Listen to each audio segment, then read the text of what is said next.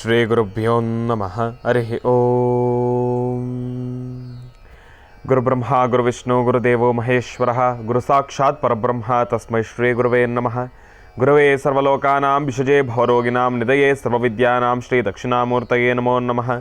ಜ್ಞಾನಾನಂದಮಯಂ ದೇವಂ ನಿರ್ಮಲಂ ಸ್ಫಟಿಕಾಕೃತಿಂ ಆಧಾರಂ ಸರ್ವವಿದ್ಯಾನಾಂ ಹಯಗ್ರೀವಮುಪಾಸ್ಮಹೇ.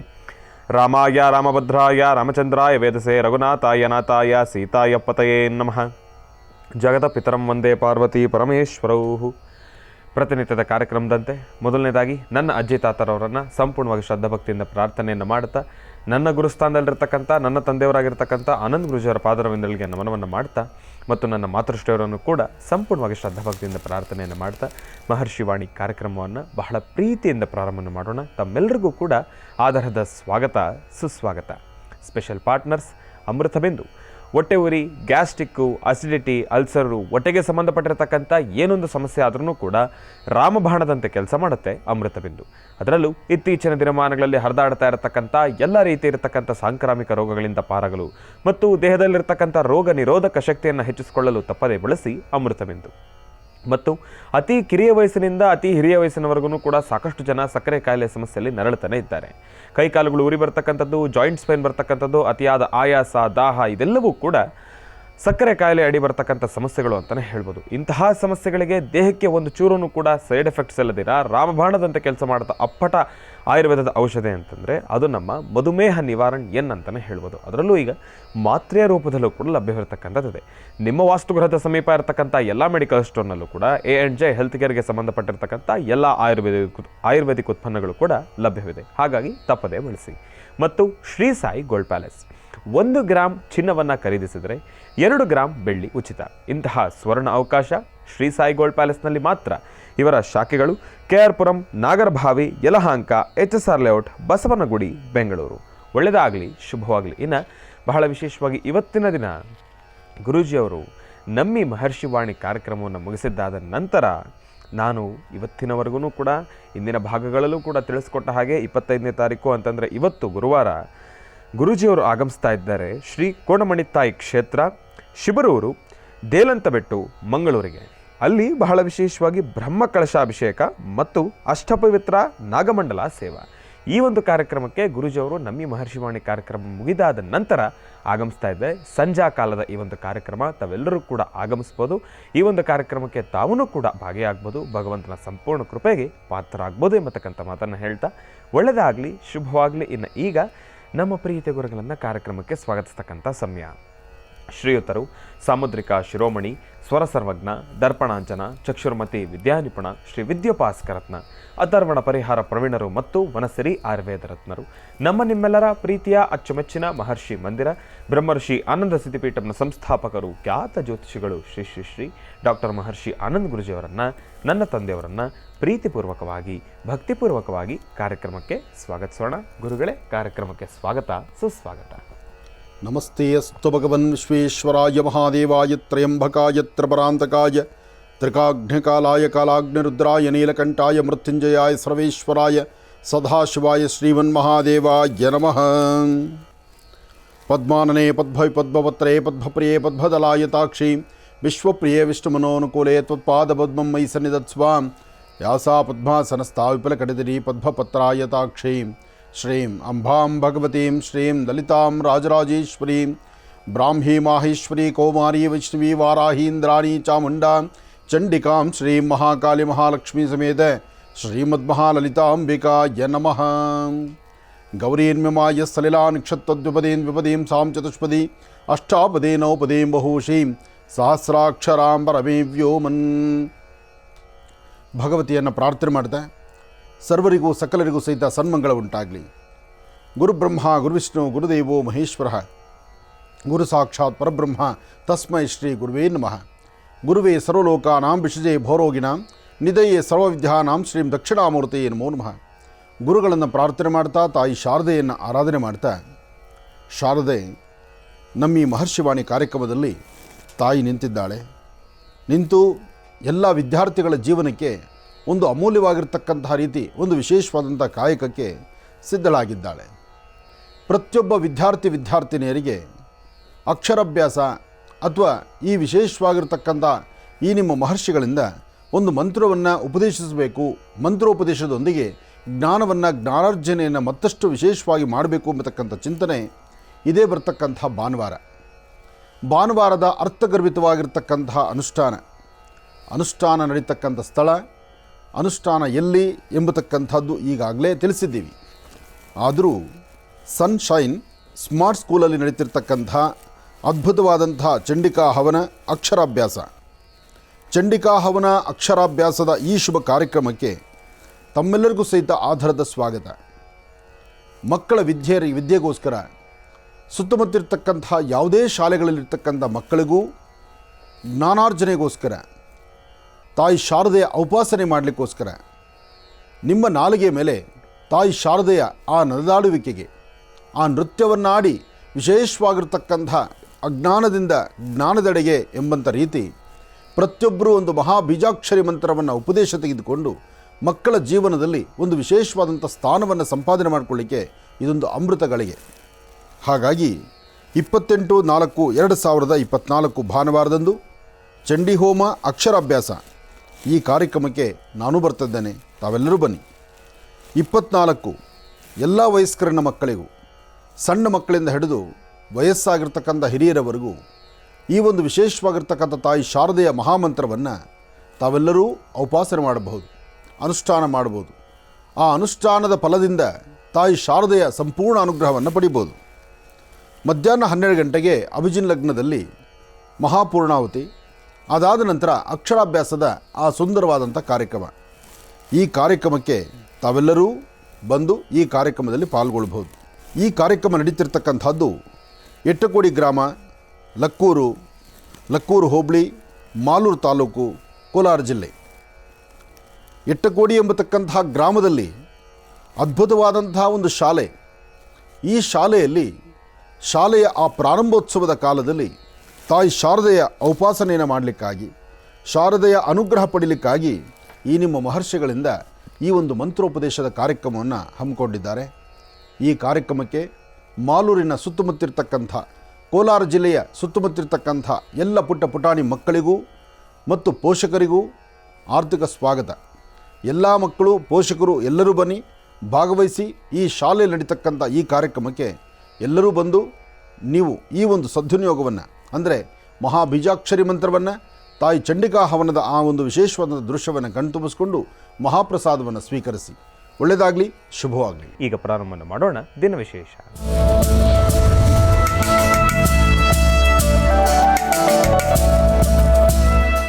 ಗುರುಗಳೇ, ಇವತ್ತಿನ ದಿನದ ವಿಶೇಷತೆ ಹಾಗೂ ಪಂಚಾಂಗ ಶ್ರವಣ. ಖಂಡಿತ. ಪೂಜ್ಯಾಯ ರಾಘವೇಂದ್ರಾಯ ಸತ್ಯಧರ್ಮಋತಾಯ ಚಾಂ ಭಜತಾಂ ಕಲ್ಪವೃಕ್ಷಾಯ ನಮತಾಂ ಕಾಮಧೇನುವೇ. ಗುರು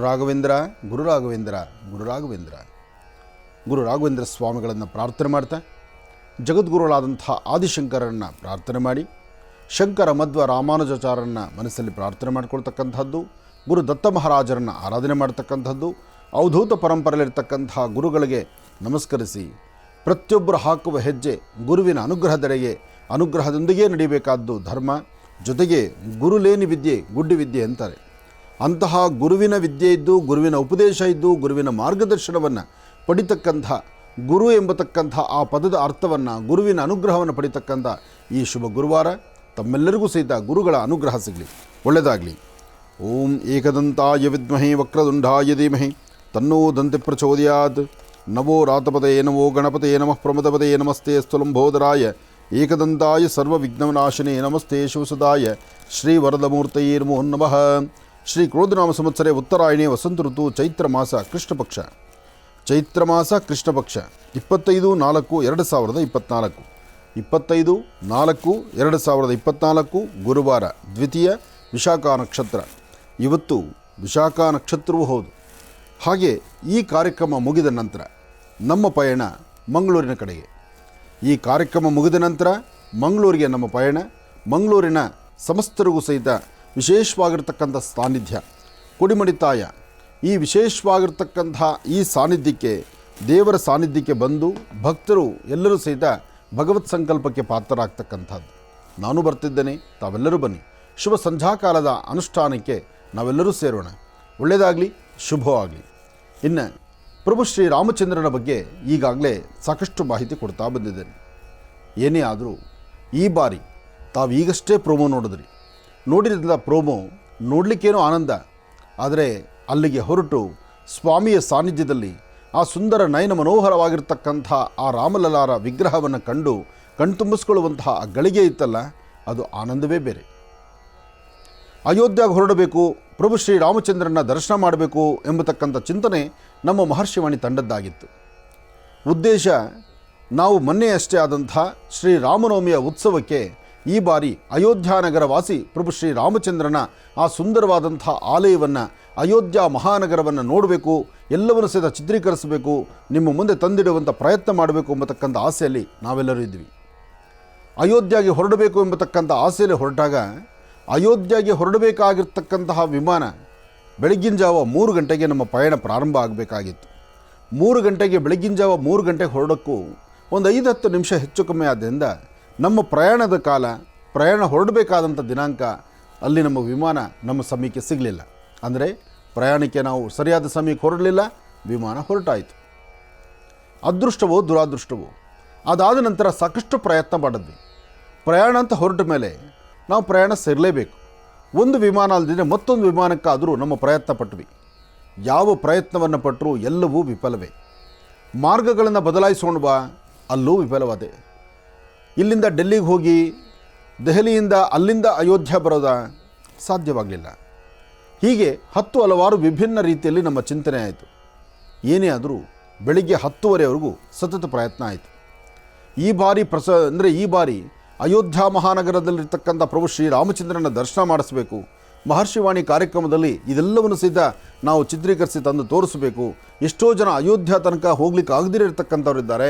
ಅದರಲ್ಲೂ ಈ ಬಾರಿ ನೂತನವಾಗಿ ಪ್ರತಿಷ್ಠಾಪನಾ ಆದಂಥ ಆ ಬಾಲರಾಮರ ದರ್ಶನ, ನೂತನವಾಗಿ ನಿರ್ಮಿತವಾಗಿರ್ತಕ್ಕಂಥ ಬೃಹತ್ ಬೆಟ್ಟದ ಆಲಯ, ಇದರ ದರ್ಶನ ಮಾಡಿಸ್ಬೇಕು ಎಂಬತಕ್ಕಂಥ ಹಂಬಲ, ಆಸೆ ನಮ್ಮದು. ಆದರೆ ನಾವೊಂದು ನೆನೆದರೆ ಅದು ದೈವ ಒಂದು ಅಂತ ನೆನೆದಂತ ಆಯಿತು. ಅಥವಾ ನಾವೊಂದು ನಮ್ಮ ಮನಸ್ಸಲ್ಲಿ ಸಂಕಲ್ಪ ಇಟ್ಕೊಂಡ್ರೆ ಆ ಸಂಕಲ್ಪ ತದ್ವಿರುದ್ಧನತಿ ಬೇರೊಂದು ಥರ ಆಗೋಯ್ತು. ಬೆಳಿಗ್ಗೆ 10:30ವರೆಗೂ ನಾವು ಯಾವ ಕೆಲಸದಲ್ಲೂ ನಾವು ಅದರ ಒಂದು ಅಭಿವೃದ್ಧಿ ಕಾಣಲಿಲ್ಲ. ಯಾವಾಗ ಬೆಳಿಗ್ಗೆ ವಿಮಾನ ಮಿಸ್ ಆಯಿತೋ, ನಮ್ಮ ಫ್ಲೈಟು ನಮಗೆ ಮಿಸ್ ಹೊಡಿತೋ, ಅದಾದ ನಂತರ ನಮ್ಮ ಪ್ರಯತ್ನ ಎಲ್ಲವೂ ವಿಫಲ. ಅದಾದ ನಂತರ 10:30ಗೆ, ಸರಿಸುಮಾರು 10:30ಗೆ ಒಂದು ಚಿಂತನೆ ಮಾಡಿದ್ವಿ. ಅಯೋಧ್ಯಾನಗರವಾಸಿ ಪ್ರಭು ಶ್ರೀರಾಮಚಂದ್ರನ ದರ್ಶನ ಅಂತೂ ಆಗಲಿಲ್ಲ. ಇನ್ನು ಅಯೋಧ್ಯೆಯಲ್ಲಿ ದರ್ಶನ ಆಗಲಿಲ್ಲ ಅಂದರೆ ರಾಮನ ಮತ್ತೆಲ್ಲಿ ನೋಡ್ಬೋದು? ರಾಮನ ನೋಡಬೇಕಾದ್ರೆ ಇನ್ನು ಪಕ್ಕದ ರಾಜ್ಯದಲ್ಲಿರ್ತಕ್ಕಂಥ ಆಂಧ್ರದಲ್ಲೇ ನೋಡಬೇಕು. ಆಂಧ್ರ ತೆಲಂಗಾಣದಲ್ಲಿರ್ತಕ್ಕಂಥ ಭದ್ರಾಚಲ, ಆ ಭದ್ರಾಚಲದಲ್ಲಿರ್ತಕ್ಕಂಥ ಪ್ರಭು ಶ್ರೀರಾಮಚಂದ್ರನಾದರೂ ದರ್ಶನ ಮಾಡಬೇಕು ಅಂತ ಅದರ ಮಾರ್ಗದ ಬಗ್ಗೆ ಚಿಂತನೆ ಮಾಡಿದ್ವಿ. ಆದರೆ ಮಳೆ ಇಲ್ಲ, ಬಿಸಿಲಿನ ತಾಪಮಾನ ಎಷ್ಟಿದೆ ಎಂಬತಕ್ಕಂಥದ್ದು ತಮ್ಮೆಲ್ಲರಿಗೂ ಗೊತ್ತಿರುವಂಥ ವಿಚಾರ. ಅಷ್ಟು ಬಿಸಿಲಿರುವಾಗ ಆಂಧ್ರ ತೆಲಂಗಾಣದಲ್ಲಿರ್ತಕ್ಕಂಥ ಬಿಸಿಲು ಅದು ಸಾಮಾನ್ಯವಾದ್ದಲ್ಲ. ಆರೋಗ್ಯವನ್ನೇ ಹಿಂದು ಮುಂದೆ ಮಾಡುವಂತಹ, ಅನಾರೋಗ್ಯಕ್ಕೆ ತುತ್ತು ಮಾಡುವಂತಹ ಪರಿಸ್ಥಿತಿ ಆಂಧ್ರ ಮತ್ತು ತೆಲಂಗಾಣದ ಕಡೆ ಇದೆ. ಅಂದರೆ ಅಷ್ಟು ಬಿಸಿಲಿದೆ. ಇಂತಹ ಪರಿಸ್ಥಿತಿನಲ್ಲಿ ಭದ್ರಾಚಲದಲ್ಲಿರ್ತಕ್ಕಂಥ ಪ್ರಭು ಶ್ರೀರಾಮಚಂದ್ರನ ದರ್ಶನ ಮಾಡಲಿಕ್ಕೆ ಅಲ್ಲಿ ಹೋದರೆ ಅಲ್ಲಿ ವ್ಯವಸ್ಥೆಗಳು ಹೇಗಿದೆಯೋ, ಯಾಕೆಂದರೆ ಸಡನ್ನಾಗಿ ನಿಂತು ನಾವು ಈ ತೀರ್ಮಾನ ತಗೊಳ್ಳೋದು ಬಹಳ ಕಷ್ಟವೇ. ಹಾಗಾಗಿ ಅಲ್ಲೂ ಸೋತ್ವಿ. 12 ಗಂಟೆ ಆಯಿತು. 12 ಗಂಟೆಗೆ ಪುನಃ ಒಂದು ಆಲೋಚನೆ ಮಾಡಿದ್ವಿ. ಹೋಗಲಿ, ನಾಳೆ ಬೆಳಗ್ಗೆ ಯಾಕೆ ಈ ಪ್ರಯತ್ನ ಮಾಡಬಾರ್ದು ಎಂಬತಕ್ಕಂಥ ಚಿಂತನೆಯಿಂದ ಮತ್ತೊಮ್ಮೆ ಆ ಫ್ಲೈಟ್ ನಾಳೆ ಬೆಳಗ್ಗಿನ ಟೈಮನ್ನು ವೀಕ್ಷಣೆ ಮಾಡಿದ್ವಿ. ಅದೃಷ್ಟಕ್ಕೆ ಇವತ್ತು ಬೆಳಗ್ಗೆ ನಾವು ಎಷ್ಟು ಜನ ನಮ್ಮ ಪ್ರಯಾಣಕ್ಕೆ ನಾವು ಸಿದ್ಧರಾಗಿದ್ವೋ, ಆ ಪ್ರಯಾಣಕ್ಕೆ ಸಿದ್ಧರಾಗಿದ್ದಷ್ಟು ಜನದ ಟಿಕೆಟ್ ಮಾತ್ರ ನಾಳೆ ಬೆಳಗ್ಗಿನ ದರ್ಶನಕ್ಕೆ ನಮಗೆ ವ್ಯವಸ್ಥೆ ಇತ್ತು. ನಾವಿಲ್ಲಿಂದ ಬೆಂಗಳೂರಿನಿಂದ ಹೊರಡಬೇಕಾದ್ರೆ ಎಷ್ಟು ಜನ ನಮ್ಮ ಪ್ರಯಾಣಕ್ಕೆ ನಾವು ಹೊರಟು ನಮಗೆ ಟಿಕೆಟ್ ಕ್ಯಾನ್ಸಲ್ ಆಯ್ತಲ್ಲ, ಫ್ಲೈಟ್ ಮಿಸ್ ಆಯ್ತಲ್ಲ, ಅಷ್ಟೇ ಟಿಕೆಟ್ಸ್ ಮಾತ್ರ ಮರುದಿನ ಬೆಳಗ್ಗಿನ ಅದೇ ಫ್ಲೈಟ್ಗೆ ನಮಗೆ ಅವಕಾಶ ಆಯಿತು. ಭಾಳ ಸಂತಸ ಆಯಿತು, ಸಂಭ್ರಮ ಆಯಿತು, ಮನಸ್ಸಿಗೊಂದಿಷ್ಟು ಆನಂದ ಆಯಿತು. ಅದಾದ ನಂತರ ಪುನಃ ಬೆಂಗಳೂರು ಆಶ್ರಮಕ್ಕೆ ಬಂದಾಯಿತು. ಮಧ್ಯಾಹ್ನದ ಊಟ ಭಗವಂತ ಆಶ್ರಮದಲ್ಲೇ ಬರೆದಿದ್ದೇನೋ, ಆಶ್ರಮದಲ್ಲೇ ಊಟ ಆಯಿತು. ರಾತ್ರಿ ನಿದ್ದೆ ಬರದಂತಾಯಿತು. ಯಾಕೆಂದರೆ ಸ್ವಲ್ಪ ಯಾಮಾರಿದ್ರೆ ಎಲ್ಲಿ ಫ್ಲೈಟ್ ಮಿಸ್ ಆಗುತ್ತೋ ಅನ್ನೋ ಭಯ. ಒಂದು ಫ್ಲೈಟ್ ಮಿಸ್ ಆಗೋದು, ಜೊತೆಗೆ ಬಹಳ ದೊಡ್ಡ ಮೊತ್ತ, ಸಣ್ಣ ಪುಟ್ಟ ಅಮೌಂಟ್ ಅಲ್ಲ, ಅದು ಭಾಳ ದೊಡ್ಡ ಮೊತ್ತ. ಸೇವೆ ಇರಬಹುದು, ಆದರೂ ಹಣಕಾಸಿನ ವಿಚಾರ ಯೋಚನೆ ಮಾಡಬೇಕಲ್ಲ. ಜೊತೆಗೆ ಹೋಗ್ತಿರ್ತಕ್ಕಂಥದ್ದು ಯಾತ್ರೆ ಒಬ್ಬಿಬ್ಬರಲ್ವಲ್ಲ, ಇಡೀ ಪರಿವಾರವನ್ನೇ ಕಟ್ಕೊಂಡು ಅಯೋಧ್ಯೆ ಕಡೆ ಪಯಣ. ಅದಾದರೆ ಆಗಿದ್ದೆಲ್ಲ ಒಳ್ಳೆಯದಕ್ಕೆ, ಆಗೋದೆಲ್ಲ ಒಳ್ಳೆಯದಕ್ಕೆ, ಆಗುವಂಥದ್ದು ಮುಂದೆ ಏನೋ ಒಂದು ಒಳ್ಳೆಯದಾಗಬೇಕು ಅಂದರೆ ಅದ್ರ ಪೂರ್ವಭಾವಿಯಾಗಿ ಹೀಗಾಗುತ್ತೆ ಎಂಬತಕ್ಕಂಥ ರೀತಿ ಏನಾಯಿತು ಅಂತಕ್ಕಂಥದ್ದನ್ನು ಕೂತ್ಕೊಳ್ಳಿ ನಾನು ತಿಳಿಸ್ತೇನೆ. ಗುರುಗಳೇ, ಇಂದಿನ ಭಾಗದಲ್ಲಿ ಅಯೋಧ್ಯೆ ಬಗ್ಗೆ ತಿಳಿಸ್ತಾ ಇದ್ರಿ ಗುರುಗಳೇ. ಹೌದು, ಯಾಕೆಂದರೆ ಪ್ರಯಾಣ ಕಾಲದಲ್ಲಿ ಆದಂಥ ಅಚಾತುರಗಳು ನೀನು ಜೊತೆಯಲ್ಲಿದ್ದರೂ ಹೌದು ಗುರುಗಳೇ, ಆ ಒಳಗಡೆ ಪಡ್ತಕ್ಕಂತಹ ಪರಿತಪನ ನೋವಿದೆಯಲ್ಲ, ಹೌದೌದು, ಅದು ನಿನಗೆ ಗೊತ್ತಾಗಲ್ಲ. ಹೌದು ಗುರುಗಳೇ. ಯಾಕೆಂದರೆ ನಾವೆಲ್ಲ ವ್ಯವಸ್ಥೆ ಮಾಡಿದ್ರೆ ಫ್ಲೈಟ್ ಅದು ಕೂತ್ಕೊಳ್ಳೋನು ಮಾತ್ರನೇ ಇಲ್ಲ. ಆದರೆ ವ್ಯವಸ್ಥೆಗೂ ಪೂರ್ವಭಾವಿಯ ಏನೆಲ್ಲ ತೊಂದರೆ ಇದೆಯಲ್ಲ, ಅದು ಯಾರು ವ್ಯವಸ್ಥೆ ಮಾಡಿರ್ತಾರೋ ಅವ್ರಿಗಷ್ಟೇ ಅದರ ಅರಿವಿರುತ್ತೆ. ಹಾಗೆ ಫ್ಲೈಟ್ ಅಂತೂ ಮಿಸ್ ಆಯಿತು. ಮಾರನೇ ದಿವಸ ಬೆಳಗ್ಗೆ ಯಥಾ ಪ್ರಕಾರ ಅವರು ಯಾವಾಗ ಬೆಳಗಿನ ಜಾವ ಬೇಗ ಹೋದರೂ 5 ನಿಮಿಷದಲ್ಲಿ ಫ್ಲೈಟ್ ಮಿಸ್ ಆಯಿತು. ಮಾರನೇ ದಿವಸ ರಾತ್ರಿ ಅಲ್ಲೇ ಮಲ್ಕೊಳ್ಳೋಣ ಅನ್ನೋ ಮಟ್ಟಕ್ಕೆ ಚಿಂತನೆ ಬಂದುಬಿಟ್ವಿ ನಾವು. ಆದರೂ ಬೆಳಗ್ಗೆ 3 ಗಂಟೆ ಹತ್ತಿರದಲ್ಲೇ ಆಶ್ರಮ ಆದ್ದರಿಂದ ನಾವು ಏರ್ಪೋರ್ಟಿಗೆ ಬಂದ್ವಿ. ಅದೃಷ್ಟ ಎಂಬಂತೆ ಅಯೋಧ್ಯ ಪ್ರಭು ಬಾಲರಾಮರ ಆ ಸುಂದರವಾದಂತಹ ನಯನ ಮನೋಹರವಾಗಿರ್ತಕ್ಕಂಥ ಆ ವಿಗ್ರಹವನ್ನು ಕೆತ್ತನೆ ಮಾಡಿರ್ತಕ್ಕಂಥ ಅರುಣ್ ಯೋಗಿರಾಜು ನಮ್ಮ ಪ್ರಯಾಣದಲ್ಲೇ ಅವತ್ತು ನಮ್ಮ ಜೊತೆ ಅವ್ರದ್ದು ಇತ್ತು ಫ್ಲೈಟ್. ಒಂದೇ ಫ್ಲೈಟಲ್ಲಿ ನಾನು ಮತ್ತು ಅರುಣ್ ಯೋಗಿರಾಜ್ ಇಬ್ಬರು ಜೊತೆಯಲ್ಲಿ ಹೊರಡುವಂತಹ ಆ ಯೋಗ ಫಲ ಇತ್ತು. ನಾನು ಅದನ್ನು ಯೋಗ ಅಂತಲೇ ಹೇಳ್ತೇನೆ. ಯಾಕೆಂದರೆ ಅರುಣ್ ಯೋಗಿರಾಜು ಅಯೋಧ್ಯ ಪ್ರಭು ಶ್ರೀ ರಾಮಚಂದ್ರನ ಬಾಲರಾಮರನ್ನು ರಾಮಲಲ್ಲಾರ ಆ ವಿಗ್ರಹ ಕೆತ್ತನೆ ಆಗಿ ಪ್ರತಿಷ್ಠಾಪನೆ ಆದ ನಂತರ ಅವರೂ ಸಹಿತ ಕುಟುಂಬ ಸಮೇತ, ಅಂದರೆ ಅವರ ಅತ್ತೆ ಮತ್ತು ಅವರ ಶ್ರೀಮತಿಯವರು, ಅವರ ತಾಯಿ, ಅವರ ಮಕ್ಕಳು ಎಲ್ಲರೂ ಸಹಿತ ಪ್ರಪ್ರಥಮವಾಗಿ ಅಯೋಧ್ಯಾನಗರವಾಸಿ ಪ್ರಭು ಶ್ರೀ ರಾಮಚಂದ್ರನ ರಾಮನವಮಿ ಉತ್ಸವ ಅಯೋಧ್ಯೆಯಲ್ಲೇ ಮಾಡಬೇಕು ಎಂಬತಕ್ಕಂಥ ಚಿಂತನೆಯಿಂದ ಅವ್ರಿಗೂ ಆಹ್ವಾನ ಇತ್ತು. ಅವರೂ ಸಹಿತ ಎಲ್ಲರೂ ಹೊರಟು ನಿಂತಿದ್ದರು. ಹಾಗೆ ನಾನು, ನನ್ನ ಅರ್ಧಾಂಗಿ, ನನ್ನ ಪರಿವಾರ ಎಲ್ಲರೂ ಸಹಿತ ನಾವು ಅಯೋಧ್ಯ ಕಡೆ ಪ್ರಯಾಣವನ್ನು ಬೆಳೆಸಿದ್ವಿ ಪ್ರಭು ಶ್ರೀ ರಾಮಚಂದ್ರನ ದರ್ಶನಕ್ಕಾಗಿ. ಒಟ್ಟಾರೆ ಹೇಳಬೇಕಂದ್ರೆ ಒಂದು ಸುಂದರವಾದಂಥ ಕಾಲ, ಒಂದು ಅದೃಷ್ಟ ಅಂತಲೇ ನಾನು ತಿಳಿದೆ. ಆದರೂ ಅರುಣ್ ಯೋಗಿರಾಜ್ ಅಷ್ಟು ದೂರದಲ್ಲಿ ಕೂತಿದ್ದಂಥ ವ್ಯಕ್ತಿ ನಮ್ಮನ್ನು ನೋಡಿದ ತಕ್ಷಣ ಆತ ಬಂದದ್ದು, ಮಾತಾಡಿದ್ದು, ಒಂದು ಆತ್ಮೀಯತೆ ಬೆಳೆದಿದ್ದು, ಆ ಪ್ರೀತಿ ವಿಶ್ವಾಸ ಮತ್ತು ಅವರ ಅನುಭವದ ಮಾತನ್ನು ಹಂಚ್ಕೊಂಡ್ರಲ್ಲ, ಅವರ ಅನುಭವದ ಮಾತನ್ನು ಸಹಿತ ನಮ್ಮಲ್ಲಿ ನಾವು ಚಿತ್ರೀಕರಿಸಿದ್ವಿ. ಅದಾದ ನಂತರ ನಮ್ಮ ಪಯಣ ಅಯೋಧ್ಯೆ ಕಡೆ ನಡೀತು. ಒಂದು ಅದ್ಭುತವಾದಂಥ ಚಿಂತನೆ. ಇಲ್ಲಿವರೆಗೂ ಈ ನಿಮ್ಮ ಆನಂದ್ ಗುರೂಜಿಯವರು ಅಷ್ಟೇ ಅಲ್ಲ, ತಾವೂ ಸಹಿತ ಫ್ಲೈಟಲ್ಲಿ ಸಾಕಷ್ಟು ಕಡೆ ಓಡಾಡಿರ್ತೀರಿ. ಎಲ್ಲೇ ಯಾವುದೇ ವಿಮಾನ ನಿಲ್ದಾಣಕ್ಕೆ ಹೋದರೂ ಯಾವುದಾದ್ರು ಒಂದು ವಿಚಾರವನ್ನು ಪ್ರತಿಬಿಂಬಿಸ್ತಕ್ಕಂಥದ್ದು ಬಹಳ ಕಡಿಮೆ. ಆಯಾ ಪ್ರಾಂತ್ಯದ ಅಲ್ಲಿರ್ತಕ್ಕಂಥ ಪ್ರಧಾನ ದೇವತೆಗಳಿದ್ದರೂ ಆ ದೇವರ ಹೆಸರು ಹೇಳ್ತಾರೋ ಬಿಡ್ತಾರೋ ಅದು ನನಗೆ ಗೊತ್ತಿಲ್ಲ. ನಾನು ಸಾಕಷ್ಟು ಏರ್ಪೋರ್ಟ್ ನೋಡಿದ್ದೇನೆ. ಆದರೆ ಅಯೋಧ್ಯ ಮಹಾನಗರಕ್ಕೆ ಕಾಲಿಟ್ಟ ತಕ್ಷಣ ಫ್ಲೈಟ್ ಇಳಿದ್ರೆ ಆ ಫ್ಲೈಟ್ ಇಳಿದ ತಕ್ಷಣ ಅಲ್ಲಿ ಎದುರುಗಡೆ ಸಿಬ್ಬಂದಿಗಳಿರ್ತಾರಲ್ಲ, ಜೈ ಸಿಯಾರಾಮ್ ಅಂತ ಹೇಳ್ತಾರೆ. ಆ ಸೀತಾರಾಮರನ್ನು ಆರಾಧನೆ ಮಾಡುವಂಥ ಕಾಲ ಪ್ರತಿಯೊಬ್ಬರ ಬಾಯಲ್ಲೂ ಸಹಿತ, ಏರ್ಪೋರ್ಟಲ್ಲಿ ಕೆಲಸ ಮಾಡ್ತಕ್ಕಂಥ ಪ್ರತಿಯೊಬ್ಬ ಕಾರ್ಮಿಕರು, ಪ್ರತಿಯೊಬ್ಬ ನೌಕರರು ಸಹಿತ ಪ್ರಭು ಶ್ರೀ ರಾಮಚಂದ್ರನ ಬಗ್ಗೆ ಜೈಕಾರವನ್ನು ಹೇಳ್ತಾರೆ. ಅಂತಹ ಅದ್ಭುತವಾದಂತಹ ಪರಿಕಲ್ಪನೆ ನಮ್ಮ ಅಯೋಧ್ಯ ಏರ್ಪೋರ್ಟಲ್ಲಿ, ಅಯೋಧ್ಯ ವಿಮಾನ ನಿಲ್ದಾಣದಲ್ದಿರ ಮತ್ತಿನ್ಯಾವ ನಿಲ್ದಾಣದಲ್ಲೂ, ಯಾವ ವಿಮಾನ ನಿಲ್ದಾಣದಲ್ಲೂ ನಾನು ಇದು ನೋಡಲೇ ಇಲ್ಲ. ಅವರು ಒಬ್ಬೊಬ್ಬರ ಬಾಯಲ್ಲೂ ಬರುವಾಗ ಜೈ ಸಿಯಾರಾಮ್, ಜೈ ಸಿಯಾರಾಮ್, ಜೈ ಸೀತಾರಾಮ್, ಆ ಸೀತಾರಾಮ್ ಅಂತ ಹೇಳುವಾಗ ಎಷ್ಟು ಆನಂದ ಅಂದರೆ ಅದು ಹೇಳಲಿಕ್ಕೆ ಅಸಾಧ್ಯ. ನಿಜಕ್ಕೂ ಭಾರತ ದೇಶದಲ್ಲಿ, ಭಾರತೀಯ ಹಿಂದೂ ಸನಾತನ ಧರ್ಮದಲ್ಲಿ ಪ್ರಭು ಶ್ರೀ ರಾಮಚಂದ್ರನ ನೂತನವಾದಂತಹ ಆಲಯ ಆದ ನಂತರ 500 ವರ್ಷಗಳ ಸತತ ಪ್ರಯತ್ನ, ಎಷ್ಟೋ ಜನ ತನಗೆ ತಾನು ಆ ಭಗವಂತನ ಸಮರ್ಪಣೆ, ಭಗವಂತನಿಗೆ ಅರ್ಪಣೆ ಮಾಡಿಕೊಂಡಿದ್ದಾರೆ. ಪ್ರಭು ಶ್ರೀ ರಾಮಚಂದ್ರ ಹುಟ್ಟಿದ ಸಾನ್ನಿಧ್ಯದಲ್ಲಿ ಇವತ್ತು ರಾಮ ಎಲ್ಲಿ ಹುಟ್ಟಿದ್ದಾನೋ ಆ ಕುರುಹುಗಳನ್ನು ಕಂಡಿಡಿದು ಅಲ್ಲೇ ಸ್ವಾಮಿಯನ್ನು ಪ್ರತಿಷ್ಠಾಪನೆ ಮಾಡಿರ್ತಕ್ಕಂಥದ್ದು ಬಹಳ ಅದ್ಭುತವೇ ಸರಿ. ಅಂತಹ ಭವ್ಯವಾದಂತಹ ಆಲಯ ನೋಡಲಿಕ್ಕೆ 2 ಕಣ್ಗಳ ಸಾಲದು. ಅದರ ಜೊತೆಗೆ ಸೂರ್ಯ ವಂಶಸ್ಥನಲ್ವ, ಸೂರ್ಯದೇವರ ತಾಪಮಾನ ಅಬ್ಬಬ್ಬ, ಅಯೋಧ್ಯ ಮಹಾನಗರದಲ್ಲಿ ಕಾಲಿಡ್ಲಿಕ್ಕಾಗುವುದಿಲ್ಲ, ಅಷ್ಟು ಬಿಸಿಲು. ಅಂತಹ ಬಿಸಿಲಿನ ವಾತಾವರಣದಲ್ಲೂ ಯಾರೊಬ್ಬರೂ ಬಿಸಿಲಿದೆ, ಕಾಲು ಓಡಾಡಲಿಕ್ಕಾಗಲ್ಲ, ಇಲ್ಲೊಂದು ಕಾಲು ಅಲ್ಲೊಂದು ಕಾಲು ಹಾಕೊಂಡು ಓಡ್ತಾ ಇದ್ದಾರೆಲ್ಲ. ಆದರೆ ಎಲ್ಲರ ಚಿತ್ತ ಅಯೋಧ್ಯ ಪ್ರಭು ಶ್ರೀ ರಾಮಚಂದ್ರನತ್ತ. ಜೈ ಸಿಯಾರಾಮ್, ಜೈ ಸೀತಾರಾಮ್, ಜೈ ಸೀತಾರಾಮ್, ಜೈ ಸೀತಾರಾಮ್. ಆ ಪ್ರಭು ಶ್ರೀ ರಾಮಚಂದ್ರನ ಪ್ರಾರ್ಥನೆ ಮಾಡ್ತಾ ಇಡೀ ಅಯೋಧ್ಯ ನಗರ ಓಡಾಡ್ತಾರೆ ಜನ ಮರಳು ಹಾಕಲು ತಲೆಗೆ ಬೀಳೋದಿಲ್ಲ, ಅಷ್ಟು ಜನಸಾಗರ. ಯಾಕೆಂದರೆ ರಾಮನವಮಿ ಸಮೀಪದಲ್ಲಿದ್ವಲ್ಲ. ಜೊತೆಗೆ ಪ್ರತಿನಿತ್ಯ ಆ ನೂತನವಾದಂಥ ಮಂದಿರವನ್ನು ದರ್ಶನ ಮಾಡಬೇಕು ಅಂತ ಬರ್ತಿರ್ತಕ್ಕಂಥವ್ರು ಬರೀ ಕರ್ನಾಟಕ ಮಾತ್ರ ಅಲ್ಲ, ರಾಜ್ಯ, ಹೊರ ರಾಜ್ಯ, ದೇಶ ವಿದೇಶಗಳಿಂದಲೂ ಭಕ್ತರು ಬರ್ತಾ ಇದ್ದಾರೆ. ಇದೆಲ್ಲದರ ಮಧ್ಯದಲ್ಲಿ ನಾವು ಅಯೋಧ್ಯೆಗೆ ಒಳಗಡೆ ಹೊರಟ್ರೆ ಅಲ್ಲಿನ ಪ್ರಾಂತ್ಯ, ಅಲ್ಲಿರುವ ಜನಸಾಗರ ನೋಡಿದ್ರೆ ನಾವು ಬಂದ ಕೆಲಸ ಆಗುತ್ತಾ, ನಾವು ಅಂದುಕೊಂಡಂಗೆ ದೇವರ ದರ್ಶನ ಆಗುತ್ತಾ, ಅಥವಾ ನಾವು ಇದೆಲ್ಲ ಚಿತ್ರೀಕರಣ ಮಾಡಲಿಕ್ಕೆ ಆಗುತ್ತಾ, ಅದನ್ನು ತಂದು ನಮ್ಮ ಮಹರ್ಷಿವಾಣಿ ಕಾರ್ಯಕ್ರಮದಲ್ಲಿ ತೋರಿಸ್ಲಿಕ್ಕೆ ಆಗುತ್ತಾ ಎಂಬತಕ್ಕಂಥದ್ದು ಚಿಂತನೆ ಶುರುವಾಯಿತು. ಆದರೆ ನಮ್ಮ ಕರ್ನಾಟಕದ ಒಂದು ಕಾಯಕ ಇದೆಯಲ್ಲ, ಕನ್ನಡಿಗರು ಭಾಳ ಹೆಮ್ಮೆಯಿಂದ ಹೇಳುವಂತಹದ್ದು, ಕರ್ನಾಟಕದ ಜನತೆ ಭಾಳ ಸಂತೋಷವಾಗಿ ಹೇಳಬೇಕು ಇವತ್ತಿನ ದಿವಸ. ಕರ್ನಾಟಕದ ಕೊಡುಗೆ ಎಷ್ಟಿದೆ ಅಯೋಧ್ಯೆಯಲ್ಲಿ ಅಂದರೆ ಅದು ಹೇಳ್ತಿರೋದು. ಅಯೋಧ್ಯ ಮಹಾನಗರದಲ್ಲಿ ನೀವು ಪ್ರಯಾಣವನ್ನು ಬೆಳೆಸ್ತಾ ಎಡ ಮತ್ತು ಬಲಭಾಗದಲ್ಲಿರ್ತಕ್ಕಂಥ ಅಂಗಡಿಗಳ ಮುಗ್ಗಟ್ಟನ್ನು, ಅಂಗಡಿಗಳ ಮೇಲಿರ್ತಕ್ಕಂಥ ಆ ನಾಮಫಲಕವನ್ನು ನೋಡಿದ್ರೆ ಅದರ ಡಿಸೈನ್ ಮಾಡಿರ್ತಕ್ಕಂಥದ್ದು ಕರ್ನಾಟಕದವರು. ಅಷ್ಟು ಅದ್ಭುತವಾದಂತಹ ಡಿಸೈನ್ ಮಾಡಿಟ್ಟಿದ್ದಾರೆ. ಇನ್ನು ಒಳಗಡೆ ಪರಿಕ್ರಮಿಸಿದ್ರೆ, ಅಯೋಧ್ಯ ಎಂಬತಕ್ಕಂಥ ಮಹಾನಗರದಲ್ಲಿ ಒಳಗೆ ಪರಿಕ್ರಮಿಸಿದ್ರೆ, ಅಯೋಧ್ಯ ರಾಜ್ಯವನ್ನು ಆಳ್ತಿರ್ತಕ್ಕಂಥದ್ದು ಯಾರು? ಪ್ರಭು ಶ್ರೀ ರಾಮಚಂದ್ರನ ಮಾನಸ ಪುತ್ರನಾದಂಥ ಹನುಮ. ಪ್ರಭು ಶ್ರೀ ರಾಮಚಂದ್ರನ ಮಾನಸ ಪುತ್ರ ಯಾರು? ಹನುಮನೇ. ನೋಡಿ, ಹನುಮ ಕರ್ನಾಟಕದ ಕಿಷ್ಕಿಂಧದಲ್ಲಿ ಅಂಜನಾದ್ರಿ ಬೆಟ್ಟದಲ್ಲಿ ಹುಟ್ಟಿ, ಹನುಮನಲ್ಲಿದ್ದಂಥ ಶಕ್ತಿ ಏನು ಎಂಬತಕ್ಕಂಥದ್ದು ಹನುಮನಿಗೂ ಗೊತ್ತಿಲ್ಲ.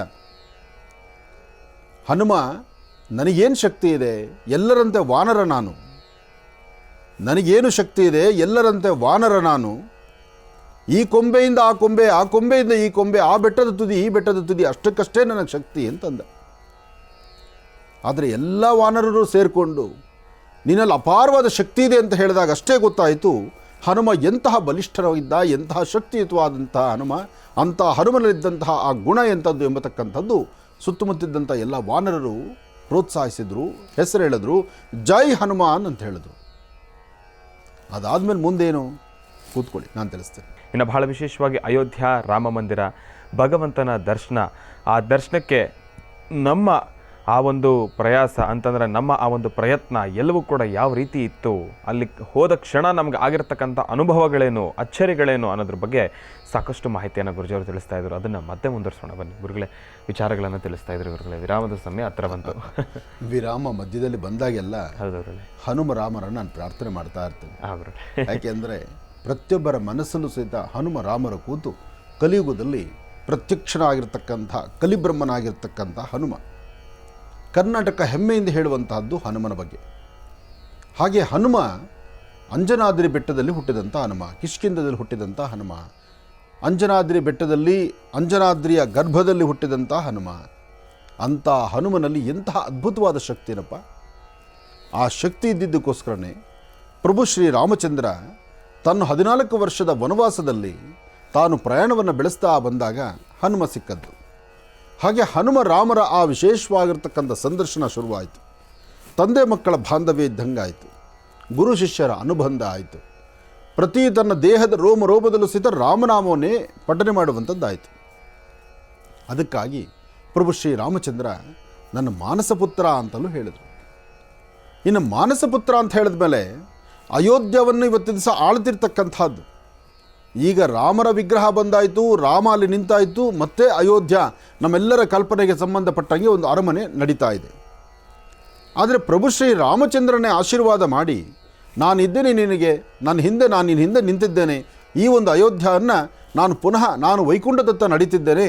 ಯಾಕೆಂದರೆ ಇಲ್ಲಿ ಒಂದು ವಿಶೇಷವಾಗಿರ್ತಕ್ಕಂಥ ವಿಚಾರ ಇದೆ.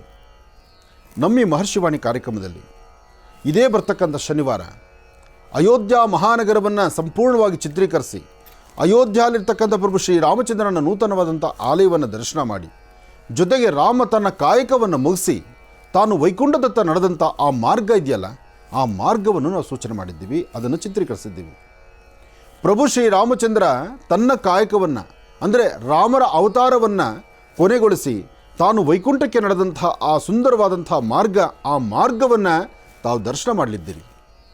ಜೊತೆಗೆ ಪ್ರಭು ಶ್ರೀ ರಾಮಚಂದ್ರ ತಾನು ಅಯೋಧ್ಯಾನಗರದಿಂದ ವೈಕುಂಠದತ್ತ ನಡಿಬೇಕಾದರೆ ತಾನು ಅಯೋಧ್ಯನಲ್ಲಿ ಹೇಗಿದ್ದೆ ಎಂಬತಕ್ಕಂಥದ್ದಕ್ಕೆ ಕುರುಹಗಳಾಗಿ ಆಧಾರವಾಗಿ ಸ್ವಾಮಿ ತನ್ನ ಪಾದಿಕೆಗಳನ್ನು, ತನ್ನ ಪಾದವನ್ನು ಎಲ್ಲಿ ತನ್ನ ಪಾದಗಳನ್ನು ಕಡೆಯೇ ದರ್ಶನಕ್ಕಾಗಿ ಇಟ್ಟಿದ್ದಾನೋ ಆ ಪಾದಗಳ ದರ್ಶನವನ್ನು ತಾವು ಮಾಡ್ತಿದ್ದೀರಿ. ಅದು ಮಹರ್ಷಿವಾಣಿ ಕಾರ್ಯಕ್ರಮದಲ್ಲಿ ಮಾತ್ರ, ಅಂದರೆ ಅದು ತಪ್ಪಾಗಲಾರದು. ಜೊತೆಗೆ ನಮ್ಮ ಅದೃಷ್ಟ ಎಂಬಂತೆ ಅಷ್ಟು ಜನಸಾಗರದ ಮಧ್ಯದಲ್ಲಿ ನಮ್ಮದೊಂದೇ ವಾಹನ, ನಮ್ಮ ಸಾಯಿ ಶುಭ್ ಟೂರ್ಸ್ ಅವರು ಸಾಯಿ ಶುಭ್ ಟೂರ್ಸ್ ಅವರು ನಿಜಕ್ಕೂ ಮೆಚ್ಚಬೇಕು. ಅವ್ರಿಗೊಂದು ಮಾತು ಹೇಳಿದ್ದೆ ನಾನು, ಅಯೋಧ್ಯ ನನ್ನ ಪಯಣ ಬೆಳೆಸಬೇಕಾಗಿದೆ, ಅಯೋಧ್ಯೆಗೆ ಹೊರಟು ಸ್ವಾಮಿನ ದರ್ಶನ ಮಾಡಬೇಕು, ಅದಕ್ಕೆ ನಿಮ್ಮ ಸಹಾಯ ನನಗೆ ಬೇಕು ಅಂತ. ಆಗ ಅಲ್ಲಿರ್ತಕ್ಕಂತಹ ಅಧಿಕಾರಿಗಳನ್ನೆಲ್ಲರನ್ನು ಮಾತಾಡಿ, ನಮ್ಮ ರಾಜ್ಯದಿಂದ ಆನಂದ್ ಗುರೂಜಿಯವರು ಬರ್ತಾರೆ, ಅವ್ರಿಗೊಂಚೂರು ಅನುಕೂಲ ಆಗಬೇಕಾಗಿದೆ, ಅವ್ರ ವ್ಯವಸ್ಥೆ ಬೇಕಾಗಿದೆ ಅಂತ ಹೇಳಿ ಸುಮಾರು 10ರಿಂದ 12 ಕಡೆ, 10ರಿಂದ 12, 15 ಕಡೆ ಇರ್ಬೋದೇನೋ ಚೆಕ್ ಪಾಯಿಂಟ್ಸು ಇಡೀ ಅಯೋಧ್ಯನಲ್ಲಿ. ಆ ಕಿಷ್ಕಿಂದ ಇದ್ದಾಗಿದೆ, ಜೊತೆಗೆ ಚಿಕ್ಕ ಚಿಕ್ಕ ರಸ್ತೆಗಳು, ಇನ್ನೂ ಅಯೋಧ್ಯೆ ಅಷ್ಟು ದೊಡ್ಡದಾಗಿ ಬೆಳೆದು ನಿಂತಿರ್ತಕ್ಕಂಥದ್ದಲ್ಲ, ಚಿಕ್ಕ ಚಿಕ್ಕ ರಸ್ತೆಗಳಿದೆ. ಆ ರಸ್ತೆಗಳಲ್ಲಿ ಜನ ಓಡಾಡೋದು ಕಷ್ಟ ಇದೆ. ಅಂಥದ್ರಲ್ಲಿ ಬಿಸಿಲಿನ ತಾಪಮಾನ ನೋಡಿ ಸಾಯಿ ಶುಭ್ ಟೂರ್ಸ್ ಅವರು ಮತ್ತು ಅಲ್ಲಿನ ಅಧಿಕಾರಿ ವರ್ಗ ನಮ್ಮದು ಒಂದು ಟಿಟಿಗೆ ಸುಮಾರು 12 ಚೆಕ್ ಪಾಯಿಂಟ್ಗಳು ದಾಟ್ಕೊಂಡು ಹೋಗಲಿಕ್ಕೆ ಪೂರ್ಣ ವ್ಯವಸ್ಥೆ ಮಾಡಿದ್ರು. ನೀವು ಸುತ್ತಮುತ್ತ ಎಲ್ಲೇ ತಿರುಗಿಸಿದ್ರು ಬೇರೊಂದು ವೆಹಿಕಲ್ ಕಾಣಿಸ್ತಾ ಇಲ್ಲ. ನಮಗೆ ಒಂಥರ ಆಶ್ಚರ್ಯ, ಪರವಾಗಿಲ್ಲಪ್ಪ ಇಷ್ಟು ಸಾಧನೆ ಮಾಡಿದ್ರಲ್ಲ ಅವರು ಅಂತ. ಬಹುಶಃ ನಮ್ಮ ಪೂರ್ವಜನ್ಮದ ಪುಣ್ಯ ಅದು. ಅಯೋಧ್ಯ ಮಹಾನಗರದಲ್ಲಿ ನಮ್ಮ ವೆಹಿಕಲ್ನ ನಾವು ತೊಗೊಂಡು ಟಿ ಟಿಯಲ್ಲಿ ಹೊರಟ್ವಿ. ಏರ್ಪೋರ್ಟ್ಗೆ ಫ್ಲೈಟು, ಅಲ್ಲಿಂದ ಒಂದು ಟಿ ಟಿ ಟೆಂಪೋ ಟ್ರಾವೆಲರ್ ತೊಗೊಂಡು ಹೊರಟ್ವಿ ನಾವು. ವ್ಯವಸ್ಥೆ ಚೆನ್ನಾಗಿ ಮಾಡಿದರು. ಆದರೆ ಹೊರಟದ್ದು ಫಸ್ಟ್ ನಿಂತದ್ದಲ್ಲಿ ಪ್ರಸ್ತುತ ಪ್ರಭು ಶ್ರೀ ರಾಮಚಂದ್ರನ ಮಾನಸಪುತ್ರನಾದಂಥ ಹನುಮನ ದರ್ಶನಕ್ಕೆ. ಹನುಮಾನ್ ಗಡಿ ಎಂಬತಕ್ಕಂಥದ್ದಿದೆ. ಆ ಹನುಮಾನ್ ಗಡಿ ಎಂಬತಕ್ಕಂಥ ಸಾನ್ನಿಧ್ಯಕ್ಕೆ ಬಂದು ಅಲ್ಲಿನ ಪ್ರಸ್ತುತ ಇರ್ತಕ್ಕಂಥ ಶ್ರೀಗಳು, ಅಂದರೆ ಆ ಅಯೋಧ್ಯ ಮಹಾನಗರ ಇವತ್ತಿನ ದಿವಸ ಪ್ರಭು ಶ್ರೀ ರಾಮಚಂದ್ರನ ಆಲಯ ಆಗಬೇಕಾದ್ರೆ ಸುಪ್ರೀಂ ಕೋರ್ಟಲ್ಲಿ ನ್ಯಾಯಸ್ಥಾನದಲ್ಲಿ ಸರಿಯಾದಂಥ ದಾಖಲೆಗಳನ್ನು ಒದಗಿಸಿರ್ತಕ್ಕಂಥ ಕೀರ್ತಿ ಅಲ್ಲಿನ ಶ್ರೀಗಳಿಗೆ. ಅವರ ಪಟ್ಟ ಶಿಷ್ಯರು ಮತ್ತು ಅವರ ಉತ್ತರಾಧಿಕಾರಿಗಳು ನಮಗೆ ದರ್ಶನ ಕೊಟ್ಟರು, ನಮ್ಮನ್ನು ಜೊತೆಯಲ್ಲಿ ನಿಲ್ಲಿಸ್ಕೊಂಡು ಮಾತಾಡಿದ್ರು, ಜೊತೆಗೆ ನಮ್ಮನ್ನು ಬರಮಾಡಿಕೊಂಡ್ರು. ನಮಗೆ ಹನುಮನ ವಿಶೇಷವಾಗಿರ್ತಕ್ಕಂಥ ಸಾನ್ನಿಧ್ಯವನ್ನು ದರ್ಶನಕ್ಕೆ ಸಂಪೂರ್ಣ ವ್ಯವಸ್ಥೆ ಮಾಡಿದ್ರು. ಎಷ್ಟೇ ಆದರೂ ಈ ಆಧ್ಯಾತ್ಮಿಕದ ಜಗತ್ತು ಅಷ್ಟು ವಿಶೇಷವಾಗಿರ್ತಕ್ಕಂಥದ್ದು. ಪ್ರಭು ಶ್ರೀ ರಾಮಚಂದ್ರನ ದರ್ಶನ ಮಾಡಬೇಕು ಎಂಬತಕ್ಕಂಥ ಹಂಬಲ ನಮಗಿದೆ. ಆದರೆ ಜನಸಾಗರ ನೋಡಿದ್ರೆ ಇದು ಸಾಧ್ಯವಾ? ಈ ಕನಸು ನನಸಾಗುತ್ತಾ? ನಾನು ಚಿತ್ರೀಕರಣ ಮಾಡ್ಬೋದಾ? ಮಾಡಿ ಅದನ್ನು ತಂದು ನಮ್ಮ ಮಹರ್ಷಿವಾಣಿ ಕಾರ್ಯಕ್ರಮದಲ್ಲಿ ನಾನು ತೋರಿಸ್ಬೋದಾ? ಅಬ್ಬಬ್ಬಾ, ಒಂದು ಯಕ್ಷ ಪ್ರಶ್ನೆಯೇ ಸರಿ. ಇಲ್ಲಿವರೆಗೂ ನನ್ನ ಹಲವಾರು ಕಾರ್ಯಕ್ರಮಗಳು, ಸಾಕಷ್ಟು ದೊಡ್ಡ ದೊಡ್ಡ ಕಾರ್ಯಕ್ರಮ ನೋಡಿದ್ದೇನೆ. ಆದರೆ ಅಯೋಧ್ಯ ಎಂಬತಕ್ಕಂಥ ಮಹಾನಗರದಲ್ಲಿ ಈ ನನ್ನ ಪ್ರಯತ್ನ ಸಾಧ್ಯವಾಗುತ್ತೋ ಇಲ್ವೋ ಅದು ನನಗೆ ಗೊತ್ತಿರಲಿಲ್ಲ, ಚಿಂತನೆ ಇತ್ತು. ಆದರೆ ಯಾವಾಗ ಅಲ್ಲಿನ ಉತ್ತರಾಧಿಕಾರಿಗಳು ಸಂಜಯ್ ದಾಸ್ ಅಂತ, ಸಂಜಯ್ ದಾಸ್ ಎಂಬತಕ್ಕಂಥ ಉತ್ತರಾಧಿಕಾರಿಗಳು ನನ್ನನ್ನು ಬರಮಾಡಿಕೊಂಡು, ಅವರು ಎದೆಗಪ್ಪಿಕೊಂಡು, ಆ ಪ್ರೀತಿ ವಿಶ್ವಾಸದಿಂದ, ಬಾಂಧವ್ಯದಿಂದ ನನ್ನನ್ನು ಪ್ರಭು ಶ್ರೀ ರಾಮಚಂದ್ರನ ಮಾನಸಪುತ್ರನಾದಂಥ ಹನುಮನ ದರ್ಶನಕ್ಕೆ ಕಳಿಸ್ಕೊಟ್ರು. ಹನುಮನ ದರ್ಶನಕ್ಕೆ ಹೊರಟ್ವಿ, ಭಗವಂತನ ಪ್ರಾರ್ಥನೆ ಮಾಡಿದ್ವಿ. ಅಲ್ಲಿರ್ತಕ್ಕಂಥ ಹನುಮನ ಕೇಳ್ಕೊಂಡ್ವಿ, ಪ್ರಭು ಶ್ರೀ ರಾಮಚಂದ್ರನ ದರ್ಶನಕ್ಕೆ ಬಂದಿದ್ದೀವಿ, ನನ್ನ ದಾರಿ ಮಾಡಿಕೊಡಪ್ಪ ಅಂತ ಕೇಳ್ಕೊಂಡೆ ನಾನು. ಬಹಳ ಅದ್ಭುತವಾದಂತಹ ಪರಿಕಲ್ಪನೆ. ನಿಜಕ್ಕೂ ಆ ಕ್ಷಣ ಈಗ ನೆನೆಸ್ಕೊಂಡು ಸಹಿತ ಇದೆಲ್ಲ ಸಾಧನೆನ ನಾವು ಮಾಡಿದ್ದೀವ, ಅಲ್ಲೆಲ್ಲ ಓಡಾಡಿದ್ವಾ, ಅಬ್ಬಬ್ಬಾ, ಅದರ ಆನಂದವೇ ಬೇರೆ. ಆದರೂ ಕರ್ನಾಟಕದಲ್ಲಿ ಹುಟ್ಟಿರತಕ್ಕಂಥ ಹನುಮ, ಇಲ್ಲಿ ರಾಜ್ಯವನ್ನು ಆಳಬೇಕಾದಂಥ ಹನುಮ, ಅಯೋಧ್ಯಾನಗರವಾಸಿ ಪ್ರಭು ಶ್ರೀ ರಾಮಚಂದ್ರನ ಮಾನಸಪುತ್ರನಾಗಿ ಅಯೋಧ್ಯ ರಾಜನಾಗಿರ್ತಕ್ಕಂಥದ್ದಿದೆಯಲ್ಲ, ಅಬ್ಬಬ್ಬಾ, ಅದರ ಆನಂದವೇ ಬೇರೆ. ಅದರಲ್ಲೂ ಆ ಸುಂದರವಾದಂಥ ಮೂರ್ತಿ, ಅಲ್ಲಿ ಹನುಮಾನ್ ಗಡಿಯಲ್ಲಿರ್ತಕ್ಕಂಥ ಹನುಮ, ಆ ಹನುಮನ ಹಿಂಭಾಗದಲ್ಲಿ ಸಂಪೂರ್ಣವಾಗಿ ದಶರಥ ನಂದನ ಪ್ರಭು ಶ್ರೀ ರಾಮಚಂದ್ರನ ಪರಿವಾರ, ದಶರಥ ನಂದನ ಪ್ರಭು ಶ್ರೀ ರಾಮಚಂದ್ರನ ಪರಿವಾರ ನಿಂತು ರಾಜ್ಯವನ್ನು ಸಲಹಲಿಕ್ಕೆ, ರಾಜ್ಯ ಸುಭಿಕ್ಷತೆಗಾಗಿ ನಿಂತಿದ್ದಾರೆ. ಯಾರೊಬ್ಬ ಭಕ್ತರು ಅಯೋಧ್ಯೆಗೆ ಬಂದರೆ ಮೊದಲು ಹೋಗಿ ದರ್ಶನ ಮಾಡತಕ್ಕಂಥದ್ದೇ ಹನುಮಾನ್ ಗಡಿ ಹನುಮನ ದರ್ಶನ. ಎಂಥ ಕೀರ್ತಿ ನೋಡಿ. ಕರ್ನಾಟಕದ ಹನುಮ ಅಲ್ಲಿ ರಾಜ್ಯವನ್ನು ಆಳ್ತಿದ್ದಾನೆ. ಅಂಥ ಹನುಮನ ದರ್ಶನ ಮಾಡೋ ಭಾಗ್ಯ ನಮ್ಮ ಮಹರ್ಷಿವಾಣಿ ತಂಡದ್ದಾಯಿತು, ಈ ನಿಮ್ಮ ಆನಂದ್ ಗುರೂಜಿಯವ್ರದ್ದಾಯಿತು. ಹಾಗಿದ್ದಾಗ ಅವೆಲ್ಲವನ್ನೂ ಸಹಿತ ಚಿತ್ರೀಕರಣ ಮಾಡಬೇಕಲ್ಲ, ಎಲ್ಲವೂ ಚಿತ್ರೀಕರಣ ಮಾಡಿದ್ವಿ. ಹಾಗೆ ನನ್ನ ಬಗ್ಗೆ ಆಗಲಿ, ನಮ್ಮ ರಾಜ್ಯದ ಬಗ್ಗೆ ಆಗಲಿ, ಆ ಒಳ್ಳೆಯ ಸಿಹಿ ಮುತ್ತುಗಳನ್ನು ಮಾತಾಡಿರ್ತಕ್ಕಂಥ ರೀತಿ ಇದೆಯಲ್ಲ ಸಂಜಯ್ ದಾಸ್ ಉತ್ತರಾಧಿಕಾರಿಗಳದು, ಅದನ್ನು ಆಲಿಸೋಣ. ಅದರ ಆನಂದವೇ ಬೇರೆ. ಇಲ್ಲಿವರೆಗೂ ನೀವು ಯಾವತ್ತೂ ಬಹುಶಃ ಇಷ್ಟು ಹತ್ತಿರದಿಂದ ಹೀಗೆಲ್ಲ ನೋಡಲಿಕ್ಕೆ ಆಗುತ್ತೋ ಇಲ್ವೋ. ಯಾಕೆಂದರೆ ದರ್ಶನಕ್ಕೆ ಹೊರಟಾಗ ಕ್ಷಣ ಮಾತ್ರದಲ್ಲಿ ಹೀಗೆ ತಳ್ಳಿಬಿಡ್ತಾರೆ ದರ್ಶನ ಮುಂದೆ ಜನನ. ಯಾಕೆಂದರೆ ಒಬ್ಬರೋ ಇಬ್ಬರು ಅಲ್ವಲ್ಲಪ್ಪ, ಇಡೀ ಕರ್ನಾಟಕ, ಆಂಧ್ರ, ತಮಿಳುನಾಡು, ಮಹಾರಾಷ್ಟ್ರ ಎಲ್ಲ ರಾಜ್ಯದ, ದೇಶದ ಮೂಲೆ ಮೂಲೆಗಳಿಂದ ಬರ್ತಕ್ಕಂಥ ಭಕ್ತರು ಯಾರೇ ಬಂದರೂ ಅಲ್ಲಿ ಬರಲೇಬೇಕು, ಸ್ವಾಮಿನ ದರ್ಶನ ಮಾಡಲೇಬೇಕು. ಅದರ ಮಧ್ಯದಲ್ಲಿ ಆ ವ್ಯವಸ್ಥೆ, ಎಲ್ಲದರ ಮಧ್ಯದಲ್ಲಿ ಪ್ರಭು ಸೂರ್ಯನಾರಾಯಣನ ಆ ಒಂದು ಆವೇಶ. ಆ ಸೂರ್ಯ ಅಂತೂ, ಸೂರ್ಯನ ತಾಪಮಾನ ಹಬ್ಬಬ್ಬ ಕಾಲಿಡ್ಲಿಕ್ಕಾಗೋದಿಲ್ಲ ಭೂಮಿ ಮೇಲೆ. ಹಬೆ ಬಿಸಿ ಅಷ್ಟಿದೆ. ಯಾವುದೇನೇ ಇದ್ದರೂ ಸ್ವಾಮಿ ನೋಡಬೇಕು, ಹತ್ತಿರದಲ್ಲಿ ನಿಲ್ಲಬೇಕು, ಸ್ವಾಮಿನ ಕಣ್ತುಂಬ ನೋಡಬೇಕು. ಜೈ ಸೀತಾರಾಮ್, ಜೈ ಸೀತಾರಾಮ್, ಜೈ ಸೀತಾರಾಮ್.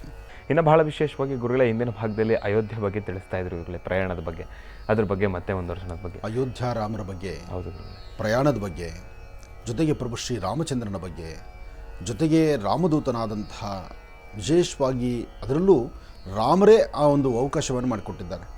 ರಾಮರು ಕೊಟ್ಟಂಥ ಅವಕಾಶ, ಅಯೋಧ್ಯ ಅಲ್ಲಿ ರಾಜನಾಗಿರ್ತಕ್ಕಂಥದ್ದು ಅಲ್ಲಿ ಹನುಮಾನ್ ಗಡಿ ಎಂಬತಕ್ಕಂಥದ್ರ ಕಡೆ ಅಯೋಧ್ಯ ಪ್ರಭು ಶ್ರೀ ರಾಮಚಂದ್ರನ ನೋಡೋಕೆ ಎಷ್ಟು ಜನ ಭಕ್ತರು ಬರ್ತಾರೋ ಅಷ್ಟು ಭಕ್ತರು ಇಲ್ಲೇ ಇರ್ತಾರೆ. ಬಂದು ಪ್ರತಿಯೊಬ್ಬರು ಹೇಳ್ತಾರೆ, ಪ್ರಭು ಶ್ರೀ ರಾಮಚಂದ್ರನ ದರ್ಶನಕ್ಕೆ ಹೊರಡ್ತಿದ್ದೀವಿ, ದಾರಿ ಮಾಡಿಕೊಡಪ್ಪ ಅಂತ ಮೊದಲು ಇಲ್ಲಿ ಬಂದು ಪರ್ಮಿಷನ್ ತಗೊಳ್ತಾರೆ. ಅಂತಹ ಅದ್ಭುತವಾದ ಪರಿಕಲ್ಪನೆ ಇದೆ.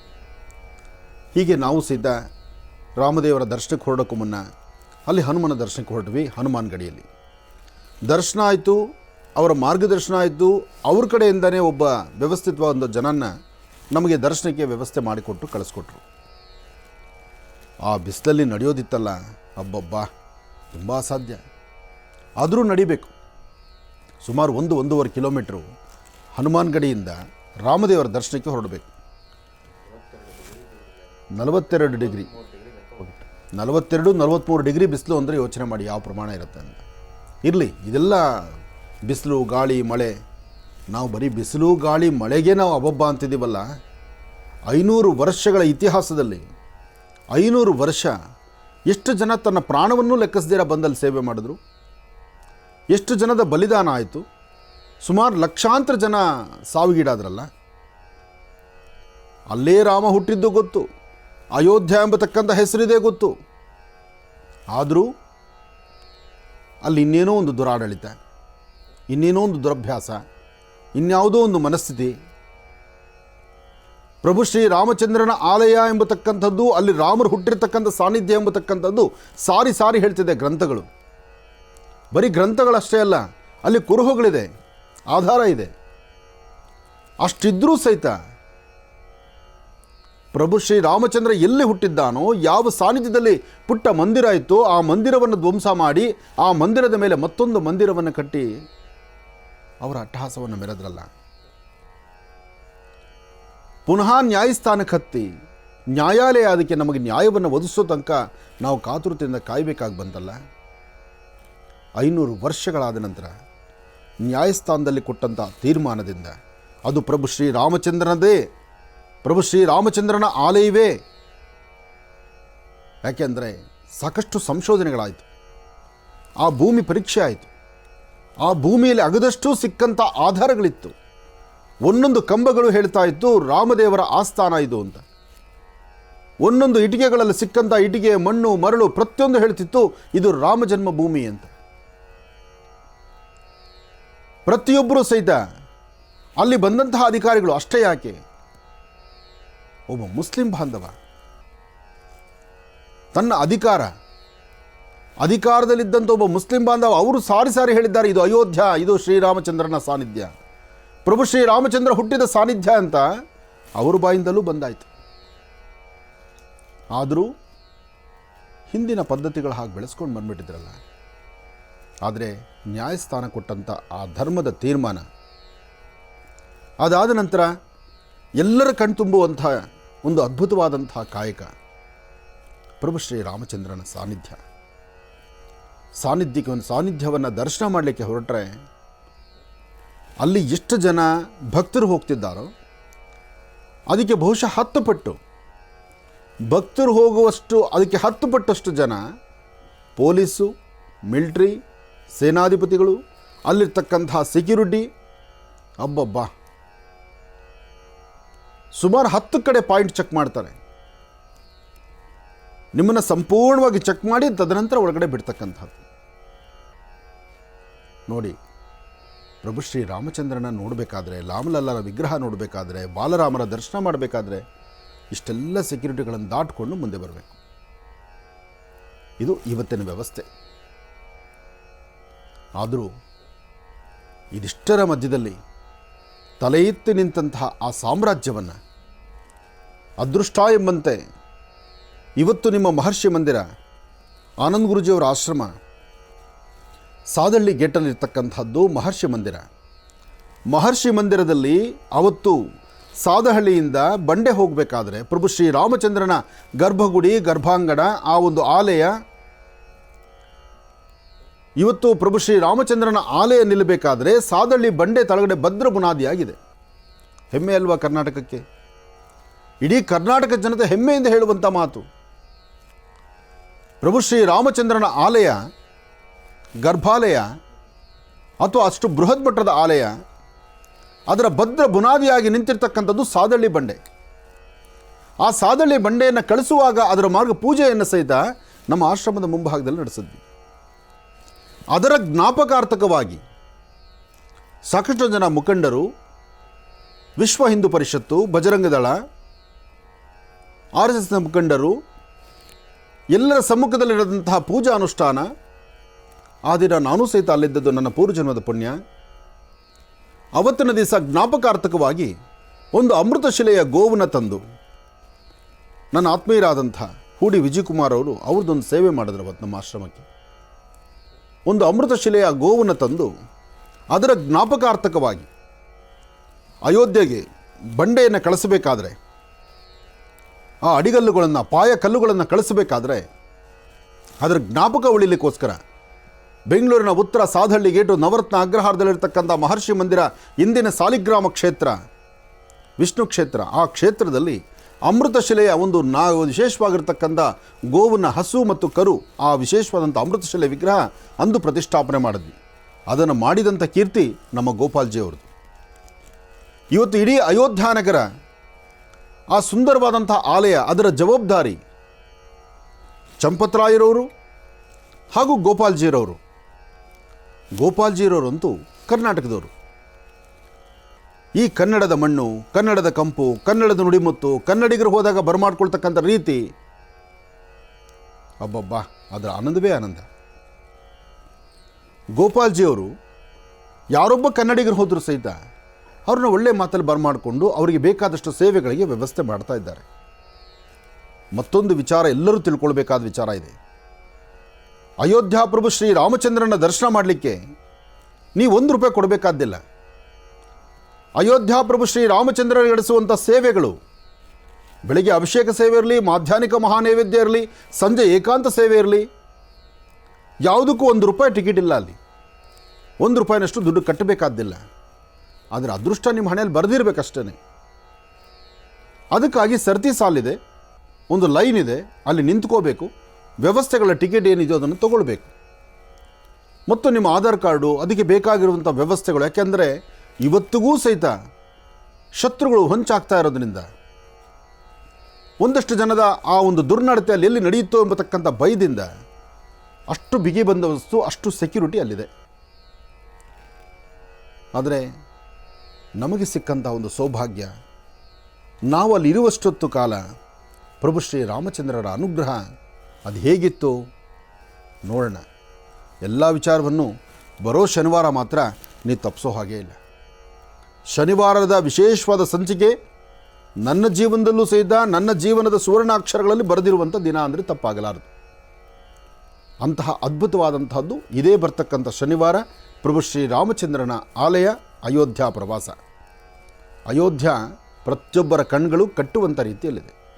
ಕಣ್ಣು ಮುಂದೆ ಬಂದರೆ ಅಯೋಧ್ಯ ಮಹಾನಗರ ಹೀಗಿದೆಯಾ ಎಂಬತಕ್ಕಂಥ ಚಿಂತನೆ ನಿಮಗೆ ಬರುತ್ತೆ. ಇನ್ನಷ್ಟು ವಿಚಾರ ಇದೆ, ಮಾತಾಡ್ತಾ ಮುನ್ನಡೆಯೋಣ. ಕೂತ್ಕೊಳ್ಳಿ. ಇನ್ನು ಬಹಳ ವಿಶೇಷವಾಗಿ ಅಯೋಧ್ಯ, ನಿಜಕ್ಕೂ ಗುರುಗಳು ಹೇಳ್ತಾ ಇದ್ದಾರೆ, ಗುರುಗಳ ಜೊತೆ ನಾನು ಇದ್ದೆ, ಆದರೆ ಅಲ್ಲಿನ ಪರಿಸ್ಥಿತಿಯನ್ನು ಗುರುಗಳು ಈಗ ವರ್ಣಿಸ್ತಾ ಇದ್ದರೆ ನಾವು ಅನಿಸುತ್ತೆ ಆ ಕ್ಷಣ ರಾಮನನ್ನು ನೋಡುವ ಆ ಸಂತೋಷದಲ್ಲಿ ನಾವು ಇಷ್ಟೆಲ್ಲ ಶ್ರಮವಹಿಸಿ ನಾವು ಮುಂದೆ ಹೋದ್ವಾ ಎಂಬತಕ್ಕಂಥ ಒಂದು ಭಾವನೆ ನನಗೆ ಈಗಲೂ ಕೂಡ ಆಗ್ತಾಯಿದೆ. ಯಾಕೆಂತಂದರೆ ನಮ್ಮ ಮನಸ್ಸಿನಲ್ಲಿ ಆ ಶ್ರಮ ಇತ್ತು, ಆ ಕಷ್ಟ ಇತ್ತು, ಜನತೆಗೆ, ರಾಜ್ಯದ ಜನತೆಗೆ ಅದೆಲ್ಲವನ್ನೂ ಕೂಡ ನಾವು ತೋರಿಸ್ಬೇಕು ಎಂಬತಕ್ಕಂಥದ್ದೊಂದು ಆಸೆ.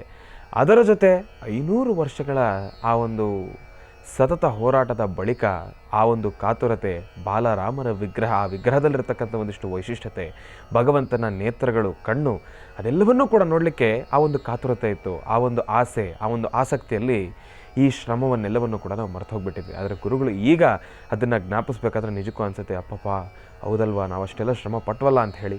ಏನೇ ಶ್ರಮ ಪಟ್ಟಿದ್ರು ಕೂಡ ನಾನು ಈಗಲೂ ಹೇಳ್ತಾ ಇದ್ದೀನಲ್ಲ, ಆ ಶ್ರಮ ಅಲ್ಲಿ ಭಗವಂತನನ್ನು ನೋಡಿದಾಗ ಎಲ್ಲವೂ ಕೂಡ ಕಳೆದು ಹೋಯಿತು. ಅಂಥ ಅದ್ಭುತವಾಗಿರ್ತಕ್ಕಂಥ ಕ್ಷಣ. ಅದರ ಬಗ್ಗೆ ಮತ್ತಷ್ಟು ಮಾಹಿತಿ ತಿಳ್ಕೊಳ್ಳೋಣ ಬನ್ನಿ. ಗುರುಗಳೇ, ಅದ್ರ ಬಗ್ಗೆ ವಿಚಾರವನ್ನು ತಿಳಿಸ್ತಾ ಇದ್ದಾರೆ ಗುರುಗಳೇ. ಆದರೆ ಮುಖ್ಯವಾಗಿ ನಾವು ತಿಳ್ಕೊಳ್ಬೇಕಾದ್ದು, ಎಲ್ಲರೂ ಮನಸ್ಸಲ್ಲೊಂದು ಪ್ರಾರ್ಥನೆ ಮಾಡಬೇಕಾದ್ದು, ಯಾರೆಲ್ಲ ಅಯೋಧ್ಯ ಮಹಾನಗರ ಶ್ರೀ ರಾಮಚಂದ್ರನ ಆಲಯ ಪ್ರತಿಷ್ಠಾಪನೆ ಆಗಬೇಕಂತ ಮನೆ ಮಠ ಬಿಟ್ಟು ತನ್ನ ಜೀವನ್ನೂ ಲೆಕ್ಕಿಸ್ದಿರ ಪ್ರಾಣವನ್ನೂ ತೆಗೆದುಕೊಂಡು ಪುನಃ ತನ್ನ ಊರಿಗೆ ತನ್ನ ದೇಹ ಆ ಬಾಡಿ ಸಹಿತ ಬರೆದಂಥ ರೀತಿಯಲ್ಲಿ ಅಲ್ಲಲ್ಲೇ ಕಳೆದು ಹೋದ್ರಲ್ಲ. ಎಷ್ಟೋ ಜನ ಆ ಗಡಿ ದಾಟಿ ಒಳಗೆ ಹೋಗಬೇಕಾದ್ರೆ ಪೊಲೀಸ್ ಸಿಬ್ಬಂದಿ ಕೈಲಿ ಬೂಟ್ ಕಾಲಲ್ಲೂ ಏಟುಗಳು ತಿಂದ್ರಲ್ಲ.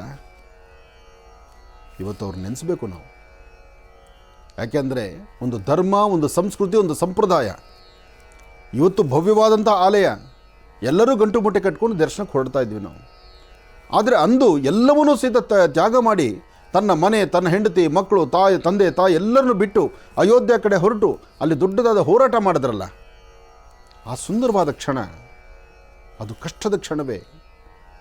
ಊಟ ಇಲ್ಲ, ಉಪಚಾರ ಇಲ್ಲ, ಉಪವಾಸ ಆದರೂ ಸರಿ, ಒಂದು ಹಠ, ಒಂದು ಸಾಧನೆ ಮಾಡಬೇಕು.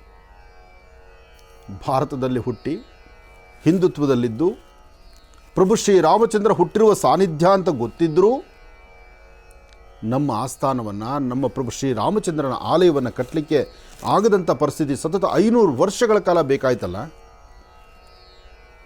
ಅಂತಹ ಅದ್ಭುತವಾದಂಥ ಸಾನ್ನಿಧ್ಯವನ್ನು ಇವತ್ತು ಕಣ್ತುಂಬಿಸ್ಕೊಳ್ಳೋದಕ್ಕೆ ಎಷ್ಟು ಕಾತುರತೆ ಇದೆ, ಎಷ್ಟು ಆತುರತೆ ಇದೆ. ಸುಮಾರು 10 ರಿಂದ 12 ಕಡೆ ಪೊಲೀಸ್ ಚೆಕಿಂಗ್ ಇವತ್ತಿಗೂ ಸಹಿತ ಚೆಕ್ ಪಾಯಿಂಟ್ಗಳು. ಅದನ್ನು ದಾಟಿ ನಾವು ಮುಂದೆ ನಡೆದ್ವಿ. ಆ ಮುಂದೆ ನಡೆದಾಗ ಆ ಮುಂಭಾಗದಲ್ಲಿರ್ತಕ್ಕಂಥ ದೃಶ್ಯವನ್ನು ಕಣ್ಣು ಮುಂದೆ ಬಂತಲ್ಲ, ನೋಡಿದ್ವಲ್ಲ, ಅಬ್ಬಬ್ಬಾ, ಅದರ ಆನಂದವೇ ಬೇರೆ. ಇವತ್ತಿಗೂ ಅಲ್ಲಿ ಕೆಲಸ ಮಾಡಲಿಕ್ಕಾಗಿ ಮಿಷನರಿಗಳ ವರ್ಕು ರಾತ್ರಿ ಅಂದಿರ ಹಗಲಂದಿರ, ಹಗಲು ರಾತ್ರಿ ಪರಿಶ್ರಮಿಸ್ತಾನೆ ಇದ್ದಾರೆ. ಇನ್ನು 5 ವರ್ಷ ಬೇಕು ಸಂಪೂರ್ಣವಾದಂಥ ಅಯೋಧ್ಯೆ ಆ ಅರಮನೆ ನೋಡಬೇಕಾದ್ರೆ, ಆ ಮಹಾನಗರಿಯ ಅದ್ಭುತವಾದಂಥ ಪರಿಕಲ್ಪನೆ ಕಣ್ಣು ಮುಂದೆ ಆನಂದವು ಬರಬೇಕಾದ್ರೆ ಇನ್ನು 5 ವರ್ಷ ಬೇಕು. ಆದರೆ ಅಲ್ಲಿ ಇವತ್ತಿಗೂ ಸಹಿತ ಪ್ರಭು ಶ್ರೀ ರಾಮಚಂದ್ರನ ಮನೆ ದೇವರ ಆಸ್ಥಾನ ಅಲ್ಲಿದೆ. ಅಲ್ಲಿ ಪೂಜಾನುಷ್ಠಾನ ನಡೆಯುತ್ತೆ, ಸೀತಾಗೃಹ ಇದೆ, ಜೊತೆಗೆ ಕನಕ ಭವನ ಇದೆ. ಅಲ್ಲೂ ಪ್ರಭು ಶ್ರೀ ರಾಮಚಂದ್ರನಿಗೆ ಬಂಗಾರದ ಕಿರೀಟ ಇವತ್ತಿಗೂ ಹಾಗೆ ಇದೆ. ಹಾಗೆ ಸರಿಯೂ ನದಿ ಇವತ್ತಿಗೂ ಸಹಿತ ಕಾತುರತೆಯಿಂದ ಕಾಯ್ತಾಳ ತಾಯಿ. ಪ್ರತಿನಿತ್ಯ ಸಂಧ್ಯಾಕಾಲ ನಡೀತಕ್ಕಂಥ ಆರತಿ. ಆ ಸರಿಯೂ ನದಿ ಪ್ರಭು ಶ್ರೀ ರಾಮಚಂದ್ರ ಹಾಡಿ ಹೊಗಳಿದ್ದಾನಾತ ಸರಿಯೂ ನದಿಯನ್ನು. ಯಾಕೆಂದರೆ ಸರಿಯೂ ನದಿ ಬಂದದ್ದು ಕೈಲಾಸದಿಂದ ಬಂದು ದಕ್ಷಿಣಕ್ಕೆ ಪರಿಹರಿಸಿ, ದಕ್ಷಿಣದಿಂದ ಪುನಃ ಉತ್ತರಕ್ಕೆ ಹರಿಯುವಂಥ ಅದ್ಭುತವಾದಂತಹ ಜಲತೀರ್ಥ. ಗಂಗೆಯಷ್ಟೇ ಪವಿತ್ರಳು ಸರಿಯೂ ಎಂಬತಕ್ಕಂಥ ಮಾತನ್ನು ಪ್ರಭು ಶ್ರೀ ರಾಮಚಂದ್ರ ಅಂದು ಹೇಳಿದ್ದಂತೆ. ಅದಕ್ಕಾಗಿ ತನ್ನ ಅವತಾರವನ್ನು ಮುಗಿಸಿ ತಾನು ವೈಕುಂಠದತ್ತ ನಡಿಬೇಕಾದ್ರೆ ಸರಿಯೂ ನದಿಯ ಮಾರ್ಗದಲ್ಲೇ ಹೊರಟ ಅಂತ ಅಲ್ಲಿ ಕುರುಹುಗಳು ಹೇಳುತ್ತೆ, ಆಧಾರಗಳು ಹೇಳುತ್ತೆ. ಆದರೂ ನಾವು ಚರಿತ್ರೆಗಳಲ್ಲೂ ಗ್ರಂಥಗಳಲ್ಲೂ ಯಾರೋ ಹೇಳಿರ್ತಕ್ಕಂಥದ್ದು ಅಥವಾ ಒಂದು ಕತೆ ಭಾಗವತದಲ್ಲಿ ಹೇಳುವುದನ್ನು ಕೇಳಿದ್ರೇನೋ ಅದಲ್ಲ. ನಿಮ್ಮ ಕಣ್ಣು ಮುಂದೆ ನೈಜ ಚಿತ್ರೀಕರಣ. ಇವತ್ತಿಗೂ ಅಯೋಧ್ಯ ಪ್ರಭು ಶ್ರೀ ರಾಮಚಂದ್ರ ಓಡಾಡಿರುವಂಥ ಸಾನ್ನಿಧ್ಯಗಳು, ಲಕ್ಷಾಂತರ ಜನ ಭಕ್ತರು ಓಡಾಡಿರ್ತಕ್ಕಂಥ ಸಾನ್ನಿಧ್ಯ. ಒಮ್ಮೆ ದರ್ಶನ ಮಾಡಬೇಕು ಎಂಬತಕ್ಕಂಥ ಆಸೆ ಪ್ರತಿಯೊಬ್ಬ ಭಾರತೀಯರಲ್ಲೂ ಇದೆ. ಒಳಗಡೆ ಹೊರಡಬೇಕಾದ್ರೆ ಅಷ್ಟು ಕಟ್ಟುನಿಟ್ಟಾದಂಥ ವ್ಯವಸ್ಥೆಗಳಿದೆ. ಅದರ ಮಧ್ಯದಲ್ಲಿ ನಮ್ಮ ಪಯಣ ಶುರುವಾಯಿತು. ಪ್ರಭು ಶ್ರೀ ರಾಮಚಂದ್ರನ ಹತ್ತಿರದಿಂದ ನೋಡುವಂಥ ಭಾಗ್ಯ ನಮ್ಮದಾಯಿತು ಅಂತ ಸಂತೋಷಪಟ್ವಿ. ಆದರೆ ಹೊರಡೋ ಮಧ್ಯದಲ್ಲಿ ಇನ್ನೊಂದು ಬ್ರೇಕ್ ಬಿತ್ತು. ನನ್ನ ದರ್ಶನ ಟಿಕೆಟ್ ಇದ್ದಿದ್ದು 8 ಗಂಟೆಗೆ. ಜೊತೆಗೆ ಅಲ್ಲಿನ ವ್ಯವಸ್ಥೆಗಳನ್ನು ನೋಡ್ತಾ ಹೀಗೇ ಬರಬೇಕು ಆಲಯ, ಇಷ್ಟೇ ವ್ಯವಸ್ಥೆ ಆಗಬೇಕು, ಹೀಗೆಲ್ಲ ನಡಿಬೇಕು ಎಂಬತಕ್ಕಂಥ ಚಿಂತನೆಯಿಂದ ಚಂಪತ್ರಾಯರವರಂತೂ ಅಲ್ಲೇ ಟಿಕಾಣ ಹಾಕ್ಕೊಂಡು ಗಟ್ಟಿಯಾಗಿ ಕೂತ್ಕೊಂಡ್ಬಿಟ್ಟಿದ್ದಾರೆ. ಚಂಪತ್ರಾಯಜಿಯವ್ರನ್ನೂ ಮಾತಾಡಿಸಿದ್ವಿ. ಅವರು ಸಹಿತ ಬಹಳ ಆನಂದದಿಂದ ಹೇಳಿದ್ರು, ಪ್ರಭು ಶ್ರೀ ರಾಮಚಂದ್ರನ ರಾಮನವಮಿ ಉತ್ಸವ ಹೇಗಿದೆ, ಅದರ ಪರಿಕಲ್ಪನೆ ಹೇಗಿದೆ ಎಂಬತಕ್ಕಂಥದ್ದನ್ನು ಬಹಳ ಅರ್ಥಗರ್ಭಿತವಾಗಿ ತಿಳಿಸಿದ್ರು. ಅದಾದ ನಂತರ ಗೋಪಾಲ್ಜಿಯವ್ರನ್ನ ಮಾತಾಡಿಸ್ಬೇಕು ಅನ್ನಿಸ್ತು. ಯಾಕೆಂದರೆ ನನ್ನ ಬರಮಾಡಿ ಅಲ್ಲಿ ದರ್ಶನಕ್ಕೆ ವ್ಯವಸ್ಥೆ ಮಾಡಿ ನಮ್ಮ ರಾಜ್ಯದಲ್ಲಿ ಇಂಥದ್ದೊಂದು ಹೆಸರು ಮಾಡಿದ್ದೀರಿ, ನೀವು ಧರ್ಮ ಪ್ರಚಾರ ಮಾಡ್ತಿದ್ದೀರಿ, ನೀವು ಬನ್ನಿ ನಿಮ್ಮ ವ್ಯವಸ್ಥೆ ಮಾಡ್ತೀವಿ ಅಂತೇಳಿ ನಮ್ಮನ್ನು ಬರಮಾಡಿಕೊಂಡಂಥ ರೀತಿ ಇತ್ತಲ್ಲ, ಆ ಪ್ರೀತಿ ವಿಶ್ವಾಸಕ್ಕೆ ನಾವು ಸದಾಕಾಲ ಬದ್ಧರಾಗಿರಬೇಕು. ಯಾಕೆಂದರೆ ಕರ್ನಾಟಕದಲ್ಲಿ ಹುಟ್ಟಿ ಇಲ್ಲಿನ ವ್ಯವಸ್ಥೆಗಳು ನೋಡು, ಇಲ್ಲಿಂದ ಅಯೋಧ್ಯೆಗೆ ಹೋಗಿ ಅಲ್ಲಿನ ವ್ಯವಸ್ಥೆಗಳು ನೋಡ್ತಿರೋರು ಇವರೆಲ್ಲ ಹೇಗೆ ಅಂದರೆ ಸದಾಕಾಲ ಸಿಪಾಯಿಗಳ ಥರ ಕೆಲಸ ಮಾಡ್ತಾ ಇದ್ದಾರೆ. ಮನೆ ಮಠ ಎಂಬತಕ್ಕಂಥದ್ದಿಲ್ಲ, ನಂದು ತಂದು ಎಂಬತಕ್ಕಂಥದ್ದಿಲ್ಲ, ನನ್ನವರು ತನ್ನೋರು ಅಂತಕ್ಕಂಥದ್ದಲ್ಲ. ಅವರು ಮುಂದಿರುವ ದೃಷ್ಟಿ ಏನು? ಪ್ರಭು ಶ್ರೀರಾಮಚಂದ್ರನ ಭವ್ಯವಾದಂಥ ಆಲಯ, ಅರಮನೆ ಆಗಬೇಕು. ಇದರ ಜೊತೆಗೆ ಇನ್ನೊಂದನ್ನು ನಾವು ನೆನೆಸಬೇಕು, ಅಲ್ಲಿ ಇನ್ನೂ ಊಟದ ವ್ಯವಸ್ಥೆಗಳು ಅಷ್ಟು ಸುಸಜ್ಜಿತವಾದಿಲ್ಲ. ಯಾಕೆಂದರೆ ಜನ ಕಡಿಮೆ ಬರ್ತಾ ಇಲ್ಲ. ರಾಜ್ಯ ದೇಶದ ಮೂಲ ಮೂಲೆಯಿಂದ ಬರುವಂತಹ ಭಕ್ತರಿದ್ದಾಗ ಅನ್ನಪ್ರಸಾದ ಬೇಕಲ್ಲ, ಊಟ ಬೇಕಲ್ಲ. ಬಹುಶಃ ಅದಕ್ಕಾಗಿ ಈ ಹಿಂದೆ ಅನಂತಕುಮಾರ್ಜಿಯವರು ಅದಮ್ಯ ಚೇತನ ಎಂಬತಕ್ಕಂತಹ ಸಂಸ್ಥೆಯನ್ನು ಹುಟ್ಟಾಕಿದ್ರು. ಇವತ್ತು ತೇಜಸ್ವಿನಿ ಅನಂತಕುಮಾರ್ ಅವರು ಬರೀ ರಾಜ್ಯದಲ್ಲಿ ಅಲ್ದಿರ ಅಯೋಧ್ಯ ಮಹಾನಗರದಲ್ಲೂ ಸಹಿತ ಅನ್ನಪ್ರಸಾದದ ವ್ಯವಸ್ಥೆ ಮಾಡೋದು. ಯಾರೇ ಒಬ್ಬರು ಯಾತ್ರಿಕರು ಹೊರಟರು ನಮ್ಮ ಕರ್ನಾಟಕದ ಫುಡ್ಡು, ಇಲ್ಲಿನ ಒಂದು ವ್ಯವಸ್ಥೆ, ತಿಂಡಿ ತಿನಿಸುಗಳನ್ನು ಅಲ್ಲಿ ಅವರು ಕೊಡುವಂಥ ಒಂದು ಪ್ರಕ್ರಿಯೆಯನ್ನು ಮುಂದುವರಿಸಿದ್ರು. ಅದು ಒಂದು ಸೌಭಾಗ್ಯವೇ ಸರಿ. ನೀವು ಅಯೋಧ್ಯೆ ಹೊರಟ್ರೆ ಇದೆಲ್ಲವೂ ನೋಡಬೇಕು, ಇದೆಲ್ಲ ಓಡಾಡಬೇಕು, ಇದೆಲ್ಲ ನೋಡಾಡಬೇಕು. ಇದು ನೋಡಬೇಕು ಅಂದರೆ ಮೊದಲು ಮಹರ್ಷಿವಾಣಿ ಕಾರ್ಯಕ್ರಮದ ಶನಿವಾರದ ಸಂಚಿಕೆಯನ್ನು ತಾವು ಕಂಪ್ಲೀಟಾಗಿ ವೀಕ್ಷಣೆ ಮಾಡಬೇಕು. ಇನ್ನೊಂದು ಅದ್ಭುತವಾದಂಥ ಚಿಂತನೆ ಇದೆ, ಕಲ್ಪನೆ ಇದೆ, ಅಲ್ಲಿ ನಡೆದಂಥ ಸತ್ಯ ಘಟನೆ ಇದೆ. ಅದನ್ನು ನಿಮ್ಮ ಮುಂದೆ ಹೇಳಬೇಕಲ್ವ? ಕೂತ್ಕೊಳ್ಳಿ, ತಿಳಿಸ್ತೇನೆ. ಇನ್ನು ಬಹಳ ವಿಶೇಷವಾಗಿ ಇಂದಿನ ಭಾಗದಲ್ಲಿ ಗುರುಜಿಯವರು ತಿಳಿಸ್ತಾ ಇದ್ರು ಅದಮ್ಯ ಚೇತನದ ಬಗ್ಗೆ, ಮತ್ತು ತೇಜಸ್ವಿನಿ ಅನಂತಕುಮಾರ್ ಜಿರವರು ನಡೆಸ್ತಾ ಇರತಕ್ಕಂಥ ಈ ಒಂದು ಪುಣ್ಯದ ಕಾಯಕ. ಅಯೋಧ್ಯೆಯಲ್ಲೂ ಕೂಡ ಬರ್ತಕ್ಕಂಥ ಭಕ್ತಾದಿಗಳಿಗೆ ಆ ಊಟದ ವ್ಯವಸ್ಥೆ, ಅನ್ನಪ್ರಸಾದದ ವ್ಯವಸ್ಥೆ ನಡೀತಾ ಇತ್ತು. ಅಲ್ಲೂ ಕೂಡ ಒಂದು ಅಚ್ಚರಿ ಆಯಿತು ಅಂತ ಹೇಳಿ ಗುರುಜಿಯವರು ನಮ್ಮೆಲ್ಲರಿಗೂ ಕೂಡ ತಿಳಿಸ್ತಾ ಇದ್ರು. ಅದು ಏನು ಎತ್ತ ಅನ್ನೋದ್ರ ಬಗ್ಗೆ ತಿಳ್ಕೊಳ್ಳೋಣ ಬನ್ನಿ. ಗುರುಗಳೇ, ತಾವು ವಿಚಾರಗಳನ್ನು ತಿಳಿಸ್ತಾ ಇದ್ರು. ಗುರುಗಳೇ, ಖಂಡಿತ. ಗರ್ಭಗುಡಿ ಸ್ವಾಮಿನ ದರ್ಶನ ಮಾಡಲಿಕ್ಕೆ ಹೊರಟ್ರೆ ಗರ್ಭಗುಡಿಯಲ್ಲಿ ಸುಂದರವಾದಂತಹ ನಯನ ಮನೋಹರವಾಗಿರ್ತಕ್ಕಂಥ ವಿಗ್ರಹ ದರ್ಶನ ಆಯಿತು. ಆ ರಾಮಲಲ್ಲಾರ ವಿಗ್ರಹ ಮಾಡಿದಂಥ ಕೈಗಳು ಅಲ್ಲೇ ಇತ್ತಲ್ಲ, ಇದೊಂದು ಅದ್ಭುತವೇ ಸರಿ. ಆದರೆ ಈ ಸಮಯದಲ್ಲಿ ನಮ್ಮ ಸಾಯಿ ಶುಭ್ ಟೂರ್ಸ್ ಮಾಲೀಕರಾದಂಥ ಅರುಣ್ನ ನೋಡಿ, ಅತ್ತ ಅರುಣ್ ಯೋಗಿರಾಜು, ಇತ್ತ ಅರುಣ್, ಇಬ್ಬರನ್ನು ನೆನೆಸಲೇಬೇಕು ನಾವು. ಆ ಅರುಣ್ ಯೋಗಿರಾಜು ಇಡೀ ದೇಶಕ್ಕೆ ಅಯೋಧ್ಯಾನಗರವಾಸಿ ಪ್ರಭು ಶ್ರೀರಾಮಚಂದ್ರನ, ಬಾಲರಾಮರನ್ನ ವಿಶೇಷವಾದಂಥ ರೀತಿ ಕೆತ್ತನೆ ಮಾಡಿ ಆ ಸುಂದರವಾದಂಥ ಆ ವಿಗ್ರಹದಲ್ಲಿ ಆ ಮಂದಹಾಸ, ನಗುಮುಖ, ಬಾಲರಾಮ, ಅದರಲ್ಲೂ ಆ ಕಣ್ಗಳಲ್ಲಿ ಇಂತಹ ತೇಜಸ್ಸು. ಅರುಣ್ ಯೋಗಿರಾಜ್ ನಾನು ಮಾತಾಡಿದೆ, ಅವ್ರು ಹೇಳಿದ್ರು ವಿಗ್ರಹ ಕೆತ್ತುವಾಗ, ಆ ವಿಗ್ರಹ ಕೆತ್ತನೆ ಮಾಡುವಾಗ ಇಂತಹದ್ದೊಂದು ಪರಿಕಲ್ಪನೆ ಇಷ್ಟು ಅದ್ಭುತವಾಗುತ್ತೆ, ಈ ಥರ ಬಂದವ್ರನ್ನ ಆಕರ್ಷಣೆ ಮಾಡುತ್ತೆ, ಇಷ್ಟು ಜನನ ಮಾತಾಡಿಸುತ್ತೆ ಅಂತ ನಮಗೆ ಗೊತ್ತಿಲ್ಲ ಅಂದರು. ವಿಗ್ರಹ ಮಾಡುವಾಗ ಯಾವ ಶಿಲ್ಪಿಗೂ ಇದು ಗೊತ್ತಾಗೋದಿಲ್ಲ. ಅಷ್ಟೇ ಯಾಕೆ, ನಮ್ಮ ಮಹರ್ಷಿ ಮಂದಿರದಲ್ಲಿರ್ತಕ್ಕಂಥ ತಾಯಿ ಲಕ್ಷ್ಮಿ ಅಮ್ಮನವರ ವಿಗ್ರಹ ಮಾಡಿದಂಥ ಕೈಗಳು ಯಾರೂ ನನಗೆ ಗೊತ್ತಿಲ್ಲ. ಆದರೆ ಆ ವಿಗ್ರಹ ಪ್ರತಿಷ್ಠಾಪನೆ ಆದಮೇಲೆ ದಿನೇ ದಿನೇ ಆ ವಿಗ್ರಹದಲ್ಲಿರ್ತಕ್ಕಂಥ ಕಳೆ ನೋಡಿದ್ರೆ ಅದರ ಆನಂದವೇ ಬೇರೆ. ಹಾಗೆ ಅಯೋಧ್ಯೆಯಲ್ಲೂ ಸಹಿತ ಪ್ರಭು ಶ್ರೀ ರಾಮಚಂದ್ರ, ಬಾಲರಾಮರು, ಆ ರಾಮಲಲ್ಲಾರ ವಿಗ್ರಹ, ಆ ವಿಗ್ರಹದ ಮುಂದೆ ಮಂಗಳಾರತಿ ನಡೆಯುವಾಗ ವೇದ ಪಂಡಿತರು, ಜೊತೆಗೆ ಅಲ್ಲಿದ್ದಂತಹ ಗೋಪಾಲ್ಜಿಯವರು ಅವರೇ ಸ್ವಯಂ ಸೇವೆಯನ್ನು ಮಾಡ್ತಿರ್ತಕ್ಕಂಥ ರೀತಿ, ಅಲ್ಲಿರುವಂತಹ ಗಣಪತಿ, ಸುಬ್ರಹ್ಮಣ್ಯೇಶ್ವರ, ಅಬ್ಬಬ್ಬ ಎಲ್ಲವೂ ವಿಶೇಷವೇ. ಅದರಲ್ಲೂ ಆ ಆಲಯದ ಗರ್ಭಾಂಗಣ, ಅದರ ಮುಂಭಾಗದಲ್ಲಿರ್ತಕ್ಕಂಥ ಆ ಆಸ್ಥಾನ, ಅಲ್ಲಿಂದ ನಡೆದು ಬರಬೇಕಾದ್ರೆ ಸಿಗುವಂತಹ ಆನಂದ, ಅದರ ಆನಂದವೇ ಬೇರೆ. ಅದರಲ್ಲಿ ಸ್ವಾಮಿಗೆ ಪಾಯಸಾನ್ನ ನೈವೇದ್ಯ, ಆ ಕ್ಷೀರಾನ್ನ ನೈವೇದ್ಯವನ್ನು ಮಾಡಿ ಪ್ರಭು ಶ್ರೀ ರಾಮಚಂದ್ರನಿಗೆ ಷೋಡಶೋಪಚಾರ ಪೂಜೆ ಮಾಡ್ತಾ ಇದ್ದರೆ, ಸ್ವಾಮಿ ನೈವೇದ್ಯ ಆದ ನಂತರ ಒಂದು ಕರವಸ್ತ್ರವನ್ನು ತೆಗೆದುಕೊಂಡು ಸ್ವಾಮಿಯ ತುಟಿಗಳನ್ನು, ಸ್ವಾಮಿಯ ಕೈಗಳನ್ನು, ಸ್ವಾಮಿಯ ಪಾದವನ್ನು ಎಲ್ಲವನ್ನು ಸ್ಪರ್ಶಿಸಿ ಆ ಸೇವೆ ಮಾಡುವಂತಹ ಷೋಡಶೋಪಚಾರ ಪೂಜೆ ನೋಡಲಿಕ್ಕೆ ಎರಡು ಕಣ್ಗಳ ಸಾಲದು. ಆದರೆ ಅದೇ ಸಮಯದಲ್ಲಿ ಅರುಣ್ ಯೋಗಿರಾಜು ಮತ್ತು ಅವರ ಪರಿವಾರ, ಅವರ ಕುಟುಂಬ ಸಹಿತ ಅಲ್ಲೇ ಇತ್ತು. ನಾನು ಅಂದ್ಕೊಂಡೆ ಇದು ನನ್ನ ಸೌಭಾಗ್ಯ ಅಂತ. ನನ್ನದೊಬ್ಬನ ಸೌಭಾಗ್ಯ ಅಲ್ಲ, ಇಡೀ ಕರ್ನಾಟಕ ಜನತೆ ಮಹರ್ಷಿವಾಣಿ ಕಾರ್ಯಕ್ರಮವನ್ನು ವೀಕ್ಷಣೆ ಮಾಡುವಂಥ ಎಲ್ಲರ ಸೌಭಾಗ್ಯ. ಏಕೆಂದರೆ ಆ ಭಗವಂತನ ಅಲಂಕಾರ ಎಲ್ಲ ಆದಮೇಲೆ, ಷೋಡಶೋಪಚಾರ ಪೂಜೆ ಆದಮೇಲೆ, ಮಹಾಮಂಗಳಾರತಿ ಆದ ನಂತರ ಆ ಪ್ರಧಾನವಾದಂಥ ಆ ಬಲಮುರಿ ಶಂಕುನಲ್ಲಿ ತೀರ್ಥವನ್ನು ಹಾಕ್ಕೊಂಡು ಎಲ್ಲರಿಗೂ ಸಹಿತ ತೀರ್ಥ ಪ್ರೋಕ್ಷಣೆ ಆದಮೇಲೆ, ಬಲಮುರಿ ಶಂಕು ಅಂದರೆ ಏನಂದ್ಕೊಂಡಿದ್ದೀರಿ? ತಾಯಿ ಮಹಾಲಕ್ಷ್ಮಿ, ಲಕ್ಷ್ಮೀನಾರಾಯಣರ ಸಾನ್ನಿಧ್ಯ ಅದು. ಎಲ್ಲಿ ಬಲಮುರಿ ಶಂಕು ಇರುತ್ತೋ ಅಲ್ಲಿ ವಿಶೇಷವಾದ ಸಾನ್ನಿಧ್ಯ ಇರುತ್ತೆ. ಅಂತಹ ಸಾನ್ನಿಧ್ಯ ಅಲ್ಲಿರೋದ್ರಿಂದ ಅಷ್ಟು ದೊಡ್ಡದಾದಂತಹ ಗರ್ಭಗುಡಿ ಮಧ್ಯದಲ್ಲಿ ಸ್ವಾಮಿ ಬಾಲರಾಮ ನಿಂತಿರ್ತಕ್ಕಂಥದ್ದು. ಭಾಳ ದೂರದಿಂದ ದೇವರನ್ನ ಕಣ್ತುಂಬಿಸ್ಕೊಳ್ಬೋದು. ದೇವರನ್ನ ನೋಡಲಿಕ್ಕೆ ನೂಕು ನುಗ್ಗಲಿಲ್ಲ. ಆದರೆ ದೇವರಲ್ಲಿ ಒಂದು ವಿಶೇಷವಾದ ಒಂದು ಅನುಷ್ಠಾನ ಏನೆಂದರೆ, ಕಣ್ಗಳು ನೋಡೋದಕ್ಕೆ ಯಾವ ಕಡೆ ನೋಡಿದ್ರು ನಮ್ಮನ್ನೇ ನೋಡ್ತಾನೆ ಭಗವಂತ ಅನ್ನೋ ಹಂಗಿದ್ದಾನೆ.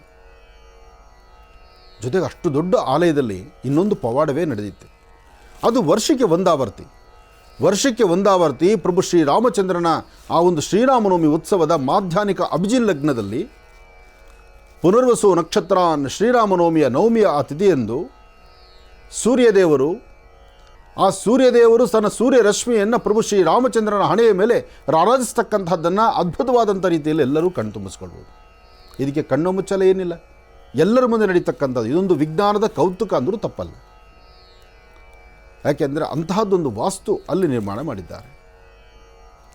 ಅಂದರೆ ಮುಂದಿನ ಪೀಳಿಗೆಗೆ ಏನೆಲ್ಲ ನೋಡಬೇಕು, ಹೇಗೆಲ್ಲ ಇರಬೇಕು, ಆ ಕಲ್ಪನೆ ಹೇಗಿತ್ತು, ಅವೆಲ್ಲ ನೀವು ಹತ್ತಿರದಿಂದ ನೋಡಿದ್ರೆ ಸಂತೋಷ. ಆದರೆ ಹತ್ತಿರದಿಂದ ನೀವು ನೋಡಲಿಕ್ಕೆ ಎಷ್ಟೋ ಜನ ವಯಸ್ಸಾಗಿರ್ತಕ್ಕಂಥ ತಾಯಂದರಿಗೆ, ಯಾಕೆಂದರೆ ಮಹರ್ಷಿವಾಣಿ ಕಾರ್ಯಕ್ರಮಕ್ಕೂ ನನ್ನ ಮಹರ್ಷಿವಾಣಿ ಕಾರ್ಯಕ್ರಮದ ವೀಕ್ಷಕ ಬಂದರಿಗೂ ಒಂದು ಅವಿನಾಭಾವ ಸಂಬಂಧ ಇದೆ. ಈ ಕಾರ್ಯಕ್ರಮದ ವೀಕ್ಷಕರು ಸಂಪೂರ್ಣವಾಗಿ ಒಂದು ವಯಸ್ಸಾಗಿರ್ತಕ್ಕಂಥ ತಂದೆ ತಾಯಂದರು ನನ್ನ ಕಾರ್ಯಕ್ರಮವನ್ನು ವೀಕ್ಷಣೆ ಮಾಡ್ತಿದ್ದೀರಿ. ಆ ಯುವ ಪೀಳಿಗೆಗೂ ಮತ್ತು ವಯಸ್ಸಾಗಿರ್ತಕ್ಕಂಥ ತಂದೆ ತಾಯಂದಿರಿಗೂ ತಾವು ಹತ್ತಿರದಿಂದ ದೇವರನ್ನ ಹತ್ತಿರದಿಂದ ನೋಡಲಿಕ್ಕಾಗೋದಿಲ್ಲ, ಆ ಸುಂದರವಾದ ಪರಿಸರ ಎಲ್ಲರೂ ಸಹಿತ ಕಣ್ತುಂಬಿಸ್ಕೊಳ್ಳೋದಕ್ಕಾಗೋದಿಲ್ಲ ಅನ್ನೋ ಉದ್ದೇಶಕ್ಕೋಸ್ಕರನೇ ನಮ್ಮ ಮಹರ್ಷಿ ಆನಂದ್ ಗುರೂಜಿಯವರು ಅಲ್ಲಿ ತನಕ ಹೋಗಿ ಅವರನ್ನು ಕೇಳಿಕೊಂಡು ಅಲ್ಲೆಲ್ಲ ಕ್ಯಾಮ್ರಾ ಬಿಡಿಸಿ ಕ್ಯಾಮ್ರಾ ಶೂಟಿಂಗ್ ಮಾಡಿಕೊಂಡು ತರುವಂಥ ಒಂದು ದೊಡ್ಡ ಪ್ರಯತ್ನವನ್ನು ನಾವು ಮಾಡಿದ್ವಿ. ಇದು ನಮ್ಮ ಪೂರ್ವಜನ್ಮದ ಪುಣ್ಯ. ಅಯೋಧ್ಯಾನಗರವಾಸಿ ಪ್ರಭು ಶ್ರೀರಾಮಚಂದ್ರನ ದರ್ಶನ ಮಾಡುವಂಥ ಸೌಭಾಗ್ಯ ಈ ಸುಂದರ ಗಳಿಗೆ ಇದೇ ಶನಿವಾರದಂದು. ತಪ್ಪದೇ ವೀಕ್ಷಣೆ ಮಾಡೋಣ, ಪ್ರಭು ಶ್ರೀರಾಮಚಂದ್ರನ ಅನುಗ್ರಹ ಪಡೆಯೋಣ. ಎಲ್ಲರೂ ಸಾಧ್ಯವಾದರೆ ಒಮ್ಮೆ ಅಯೋಧ್ಯೆಯತ್ತ ನಡೆಯೋಣ. ಜೈ ಶ್ರೀರಾಮ್, ಜೈ ಸೀತಾರಾಮ್, ಜೈ ಸೀತಾರಾಮ್.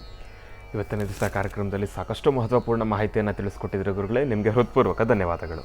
ಒಳ್ಳೆಯದಾಗಲಿ, ಶುಭವಾಗಲಿ. ಇನ್ನು ಇದೇ ಬರ್ತಕ್ಕಂಥ ಶನಿವಾರದ ವಿಶೇಷ ಮಹರ್ಷಿವಾಣಿ ಕಾರ್ಯಕ್ರಮವನ್ನು ತಾವೆಲ್ಲರೂ ಕೂಡ ತಪ್ಪದೇ ವೀಕ್ಷಿಸಬೇಕು. ಅಯೋಧ್ಯ ಪ್ರಭು ಶ್ರೀ ರಾಮಚಂದ್ರನ ದರ್ಶನವನ್ನು ಪಡ್ಕೊಳ್ಳಿ, ಭಗವಂತನ ಕೃಪೆಗೆ ತಾವೆಲ್ಲರೂ ಕೂಡ ಪಾತ್ರರಾಗಿ ಎಂಬತಕ್ಕಂಥ ಮಾತನ್ನು ಹೇಳ್ತಾ, ಮತ್ತು ನಿಮ್ಮ ಭೇಟಿ ನಾಳೆ ಬೆಳಗಿನ ಮಹರ್ಷಿವಾಣಿ ಕಾರ್ಯಕ್ರಮದಲ್ಲಿ. ಒಳ್ಳೆಯದಾಗಲಿ. ನಮಸ್ತೆ.